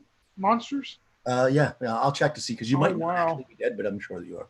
Oh well, okay. Then I figured. You don't die until -10, but you still could be very wounded. All right, so the first one's crit is 3. he only had 1 hit point, so I'm pretty sure he's Tostitos. Yeah, you're probably Yeah. dead. But let's see. So the first one does +2 damage. So D8, which is 4 + 2 is 6. So that puts you at -5, right? And then the second one rolls a 5 on the crit table, which is double damage, and he rolls an 8, so 16 points. Yeah. Yeah, just what you described. Yep. Right to the neck, yeah. Yep. Yeah. You drop blood squirting everywhere from these foul skeletons. If Elpis was awake, she'd scream out, but she's blissfully unconscious. Yeah, she's at the. She is death's door. drenched in my blood as Yes, well as her own. Okay, so that was that. Now it's your turn, basically. Melee first. So, Gren. How many is still up? 4. Skeleton? 4? There's 4 up. 2 of them have arrows in their heads. And 2 of our companions are down. Grin looks back towards Callias and goes, "Get us out of here."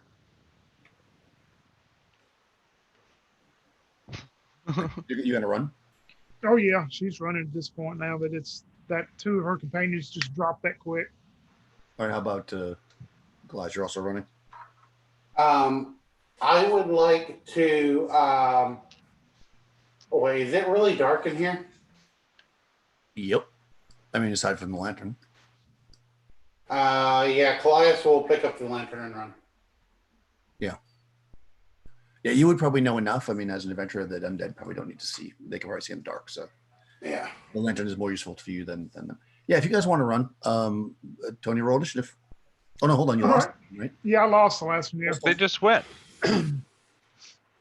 They just killed us. Well, they knocked me out, but Yeah, yeah. because they lost initiative. Yeah. So now we got to roll. Tony, if you we guys lost stay in this initiative. fight, you have a good chance of beating them because it's Hold on, your hold on, turn hold to on. fight. You're right. I'm sorry. You guys can run this round. Thank you. Anyway. Yeah, you can run. That's fine. You Yeah, can- I mean, Yeah, you're right. You're right. I thought you won. I did it backwards. Thank you. Absolutely right. You guys lost initiative, so they went first and killed the 2 characters. So you can actually run right now. You don't have to wait till next round. So yeah, run. They're gonna chase you. What's your movement? 40, I 40. believe. Look. Yep, Yeah, 40. 40. All right. You are faster than they are. So I'm gonna say that you will be able to get away. I mean, they're undead. They're gonna keep following you, but it's a harrowing race through those tunnels. Because even though you have to move slowly through there, they do too. They still have to go through sideways. Would follow you through. I'm gonna say they follow you for a bit through those tunnels, and then you stop hearing them because you actually make some space. Like you get far enough ahead of them, you think, or perhaps they stopped. You don't really know. But when you get about maybe like halfway back to the room with the fungus, you stop hearing the skeletons like scraping on the wall behind you. And then you eventually make your way back to the fungus room. Yeah, so that's where you are. You're in the fungus room. I mean, if you just want to leave, you can also just bail, I guess, because nothing's really going to impede you. I mean, we're all dead, and you've got the gold, right? Yeah, I think so. No, didn't. I kept the gold in the wand. We don't have those potions Yeah, anymore. the potions are with helpless. Oh, But Right, yeah, it's true. You got the gold, and you got the gold from earlier too, and you can pick up that snake if you want. Yeah, might as well. I mean, All right, yeah. So there's as really, a dead person, I think you should bail. yeah, no, I agree. At this point, I mean, it's late enough that we're not going to bring in new characters probably, and As the Yeah, unconscious no, party member, I want to be rescued, but and you might be. I was gonna say I'd probably wake up in the middle of in the dark cave and just drink both those potions. and just Yeah. Yeah. So you're gonna make your way out. Let me just do something here. maybe I make it, maybe I don't. No, I lost my die. Tony, roll a d6 for me. D6, okay. 4. Okay. So Crystal, Callus, when you pick up the snake, you lift it up and you're carrying it back, and you hear a clinking sound. You look down and something fell out of the snake. It was in its gut. No way. It is a ring. Oh wow. I don't know. You're talking up the snake so much. Let me take the snake. First ring. Yeah. Elias will pick it up. Like, does it look weird or anything? Well, I mean, do you want to stop and investigate it, or are you running? Elias is gonna at least grab it, pick it up, and pocket it. I mean, if I can. It looks like a plain gold. I'm just messing with you. It looks like a plain golden ring. It is a ring of gold. All right. So yeah, Elias will pocket it and continue to run. Yeah, and you can get out. When you get to the ladder, you climb out. You're done. Ellipus. Opus, yeah. Elpis. Yeah. You're not sure how much time has gone by. Yeah. But you awake to a strange sensation. You're completely nude. You're in pain, and when you reach up to where the pain is in your chest, you can feel there's like a meat hook coming through your back and out through your chest, and you're hanging in a room. And there's just a very, very soft light in here, and you can see that there's a drawn into the ground in relief is a similar horned helmet pattern that you saw in that sarcophagus in the little urn that was in there. And you see one other body in there with you, we'll call it. There's about 5 hooks here. And you see a young man with dark curly hair that kind of resembles the person you were. Oh man. And he looks at you, also with a hook through his chest and nude. And you can see that he's barely gripping onto life, and he looks at you with sad eyes, thinking, well, this is it for us. And that's where we end.